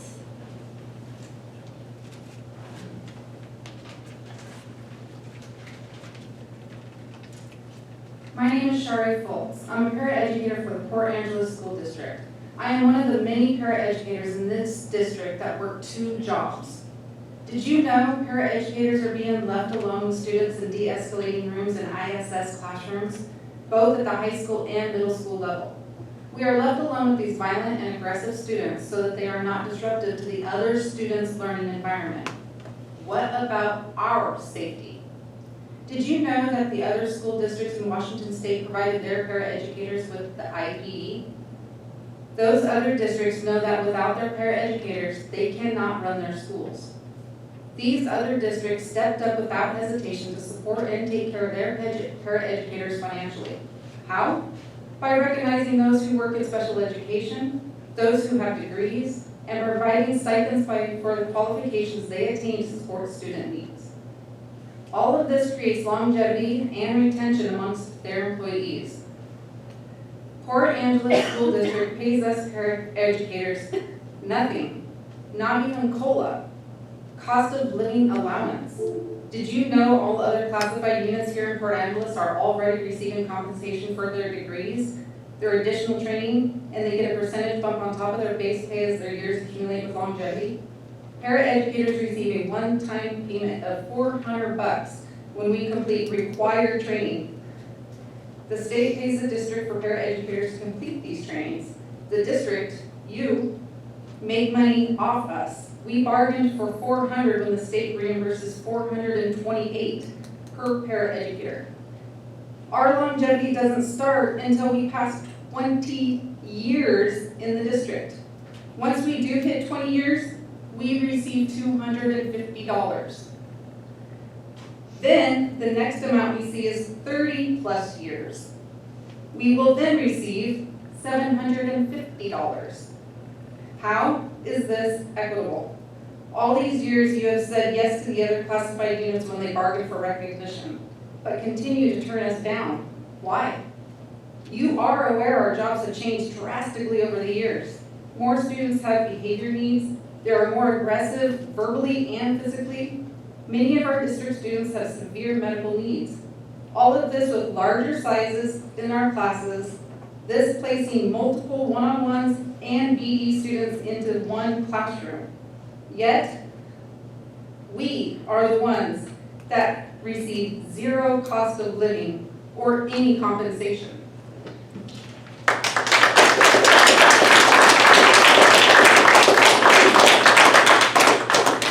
Jessica Smith.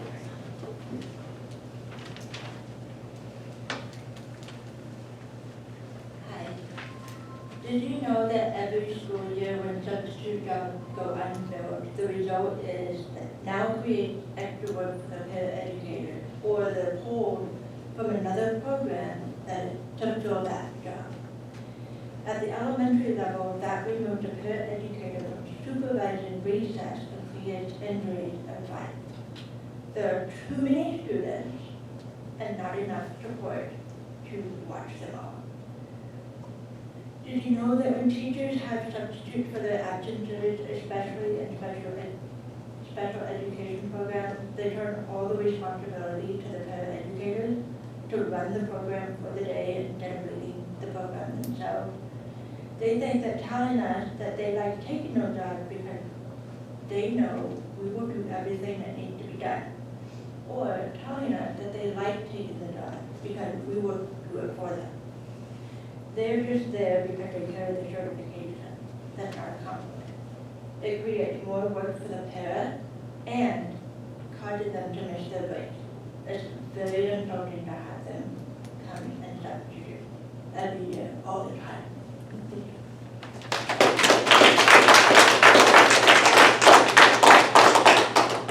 Rebecca Winters.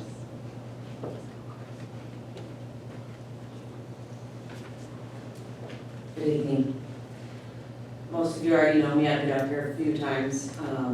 It's like a big song and dance every time, but I'm trying to change it up. I'm Rebecca Winters, I'm the president of the Paraeducator Association. You've heard this over and over again, but this is not something I embrace. It's not something I even enjoy, but I am dedicated to my members and their well-being, and I will see this through to the end. They deserve the best, and I'm willing to stand before you year after year seeking it. You like to ask that our budget, we would like to ask for the budget for paraeducators to become a priority. I know we had the doom and gloom of our fund balance. We'd like to be the priority. When will we be recognized for all of our training and our job experience and the incredible skill set it takes to support our community's children? How do you make the choice to choose one unit over the other? Our expectations and demands have increased significantly over the years. However, our income has not. We shouldn't have to beg for a cost of living increase every time we renegotiate, and yet here we are. We have been called non-teaching employees and part-time employees from the very team you have bargaining on your behalf. There's nothing non-teaching about what we do, and there's nothing part-time about this job. When does the paraeducator role become recognized for what it is now? We are educators, and our income is outdated and not at all equitable to other classified units within our own district and throughout the peninsula. It's time to right this wrong. We too deserve to be compensated for our educational advancements, our trainings, and our time working in special education. This is what we are asking. We've worked through this. We've had these conversations. I get the deficit. I get that the legislature, I've made that trip. I went to Olympia with Eric Pickens, and I watched, unfortunately, it was very disheartening as legislators sat in the back just chatting it up while ESPs gave their all. It's a joke. I'm dissatisfied as well, and Marty, we've had this conversation that we need to keep fighting at that level. I get it. But I also get that you prioritize administrator salaries. I recognized, and I went into all of the other classifieds contracts. They've been getting recognition all these years, unbeknownst to us. We've just gotten our base pay. That's it. And we're the ones doing the work too. They are absolutely, all classified are absolutely deserving of their contract and their wage. That's a perfect ending. Thank you for your time.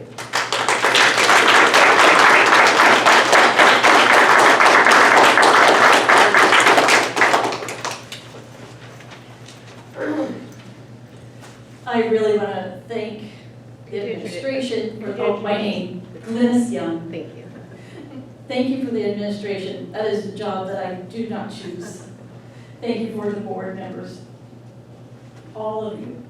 It is currently not something I want to take on. But I want to tell you who I am and where I've been. I was in a different district and I taught for 15 years. I then came to Port Angeles and worked as a substitute teacher, P through 12, all subjects.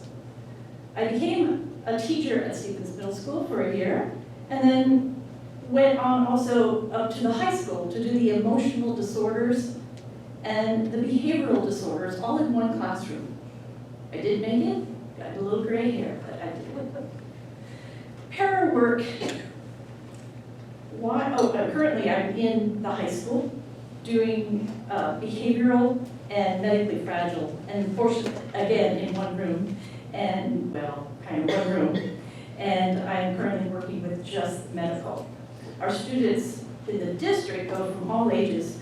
Up at the high school, they go up through their 21st year. So you're working with children and as adults. Why do I do this? I really want to give dignity to students. I always have.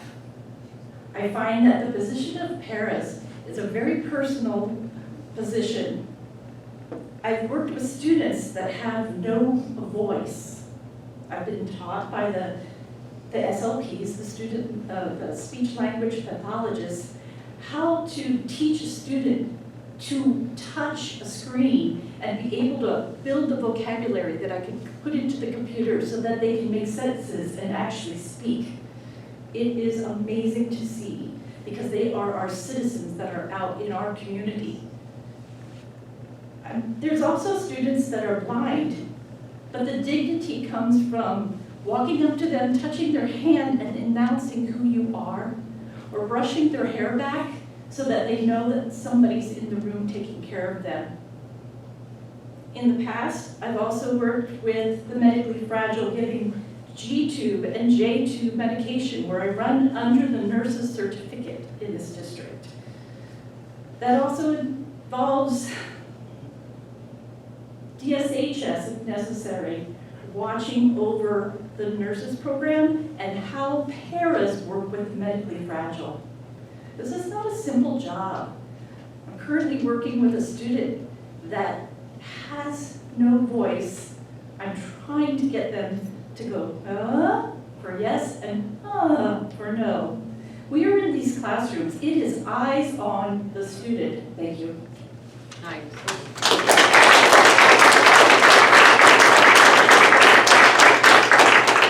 Sarah Feller.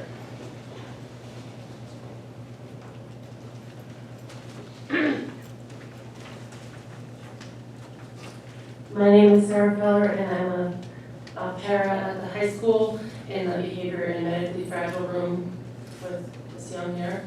And I just want to say, like, we've heard already that we have a very hard job, but our job duties bring a lot of sweat and tears, and literal and figurative. And our duties include hygiene, toothbrushing, specialized instruction that is designed by the teacher, but we implement it. Behavioral plan implementation, which means sometimes we are literally in the path of a freight train and are injured. We have to see the future and be prepared for anything and avoid dangerous behaviors and keep everybody safe. And we have to be an athlete and chase our students sometimes, and that creates additional wear and tear on our bodies, and we're punching bags, and the list is endless.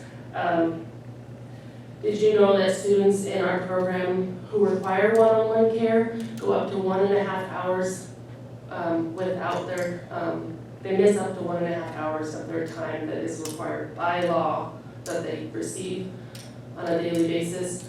It's illegal, but it's what we're told to do because we are so short-staffed. Did you know that in the first week of school, one of our students was doubled up with a pair with another student, and because that other student had an emergent need, that student had to be unsupervised just long enough for them to stand up and slowly walk out of the classroom because everybody else was the eyes on their one-on-one and working with them because that's their job. That student wandered out of the classroom, and lucky for us, we know our students well enough to know exactly where that student went, and nothing happened. Lucky for us. It's difficult to keep pairs in our program because of the low wages for such a hard job. I've tried countless times to get friends and people in the community to come and apply, and I tell them what we do and what our wages, and they're like, oh no, that's not worth it, and they will not even consider it. And then a lot of pairs leave because it's not sustainable for them. Many of us have physical scars, emotional scars. We still keep coming back even though maybe working with one particular student gives us a little bit of PTSD because we've been battered by that student a lot. Did you know that we have to be observant of the tiniest minuscule change in that student on any given day, specifically those that are prone to seizures, because it's life-threatening. If we're not observant, then we don't catch it. Thank you.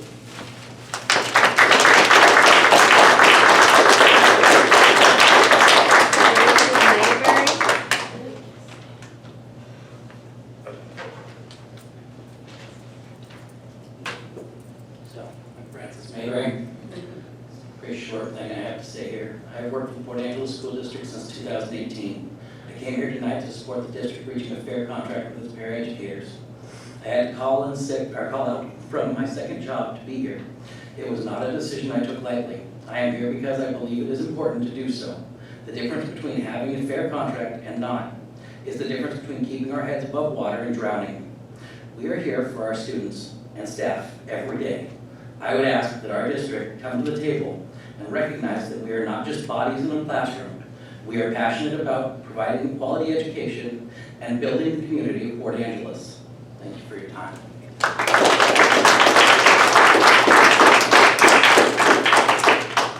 Last name is Larson. I'm sorry, I can't read the first name. Starts with a K.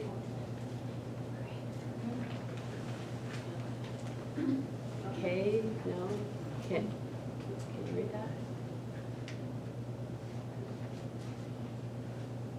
K-A-N-I, I don't know. I think I must have, it sounds like me, but I must have signed the wrong thing.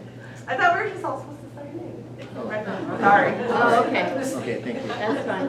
So then. Want to wing it? I'm here to support all of my coworkers. Danica.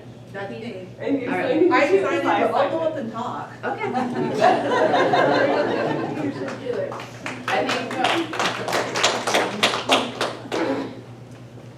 I think they saw their pair of names and thought that was the same. Hi, my name is Danica Hedin. I work out at Drake Elementary. Excuse me. I currently work in an auditor classroom, which sees a lot of behavioral and social emotional students that we have come through. In a typical day, we will be swore at, vulgar language. Today I was hit, I was punched, I have been kicked in the leg. I currently have 2 kids of my own. Like I said, I'm just reading it, but I have 2 kids of my own. I then have to go home and take care of them after the day of working with kids who I absolutely love. I love my job, but coming home, working with students that have such high needs of social, emotional, takes a toll on somebody. And to not feel like you're acknowledged, fairly treated, it takes a lot, especially if you have kids of your own. And so I just want to know that we're taken care of, because a lot of us do have to go home or take second jobs to support ourselves and to support our livelihoods. So just think of us in the fact that we all love our jobs and we all love what we're doing, but it is a very hard job that we are doing. So thank you, and I appreciate you letting me talk.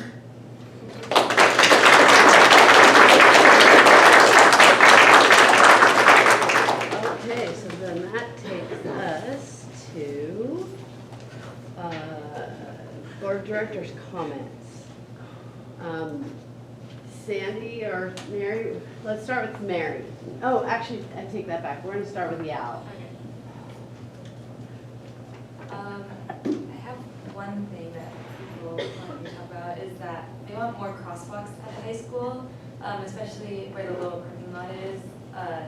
Not like the one in front of the front office, but the one that's more west.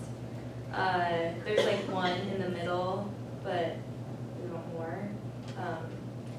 Just because a lot of people use those, and it's kind of like, it's in a good spot, but if we had more, it'd be more convenient, especially for like after school and before school, when people are leaving, and during lunch, when people are leaving and coming back. A lot of people just like jaywalk now, and yes, a lot of people. Another thing, like, moving on, sports, we have done phenomenal sports, girls basketball had state on Saturday, wrestling just had state, which went really, really well. Swim and dive just also had state, and then one thing about that is like, do we have any word if we were like looking for a dive coach or anything? Just because I've been like thinking about that, and our divers usually do really well, so it would be like really sad to not have a dive coach, and also we have like girls, and I'm sure we have guys that are interested. So yeah, and then gymnastics had state today. We had one gymnast, and then sports start next week. All right. Thank you. Okay, let's go to Mary. I'm going to pass because I believe that during the meeting I made the comments that I had wanted to make, and it just happened that the topic arose, so I made the comments at that time, so I will pass. Thank you. All right. Mr. Williams. I got a tour of Hamilton earlier, and that's a real impressive school. The children that are there are well behaved and couldn't ask for better kids. They all seem to be busy. We had a safety meeting, and we had an officer by the name of Kyle Cooper that came in and gave us a talk on how we're gonna teach people to survive a school shooting. And I think that's really important, and hopefully we can get that implemented in the near future. And I went to the CTE last night, and those people are doing a fantastic job. And hopefully they continue and we can do some more programs. Thank you. Kirsten? I've had a fairly busy week. CARES teams meetings, we had 2 today. There's another one on Friday. Also went last week. I did the audit entrance conference with Kira and Marty, which was just an introduction to what the audit process is. And then I did, on Tuesday, I did WASDA's offering new board member trainings, kind of brown bags at lunchtime, and it was on legal for school districts. That's it for me. Sounds good. Dr. Long? Well, I've been sick, so I haven't I didn't get to go to the PAEF meeting. I did go yesterday, as you know, to the meeting where we heard the two favored contractors give their presentation, and we did a lot of work with them, and then we are now waiting for the next step to take place, which I believe is waiting for bids to come in. Some sort of bids. I know I'm not saying that right, but anyway, other than that, I want to tell the people who are there, I did not hear any of those presentations, and I didn't hear the teaching and learning presentation. So I hope I'll be able to see that on our website. Will I? We will send her the Can I YouTube. send this meeting? Yeah, Is Jenny, it recorded? Jenny will send you the YouTube link so we can watch it all, yeah. Okay, thank you. You bet. But other than that, that's all I have to say. All right, get better. Thank you. So as for I've been working, I want to, every time I read a comment on Facebook or whatever that the district isn't doing anything about building the new building, they're just taking the money. I've seen this repeatedly. I want to take out my file folder that's this thick and say, these are the 20 meetings and interviews I've been involved in the last, year, and say, no, we are doing something. So I don't know how we have to get better at conveying that. I don't know how we can do better. We put stuff out, it goes out in the newsletter, I don't know how I can convey that more, that we have to wait until we have the money in our pocket. So I've got to work on that messaging. I think I'm just going to take a picture of my big old folder and put that as my Facebook post. As my what do you call it? I don't know. Anyway, and then I've gotten to do fun stuff, well, mostly fun. I went to the basketball games over in Tacoma, the 2 girls games and the 1 boys game, which was devastating. And those kids are just amazing, and the coaching is good. Anyway, so it was good, and the girls are still on. They're still going to state, so they play Saturday. Anybody who wants to go to Tacoma Community College. And so mostly that's all I've been doing, and I'm very much looking forward to the grand opening. I'm just going to carry this around and show it off to everybody.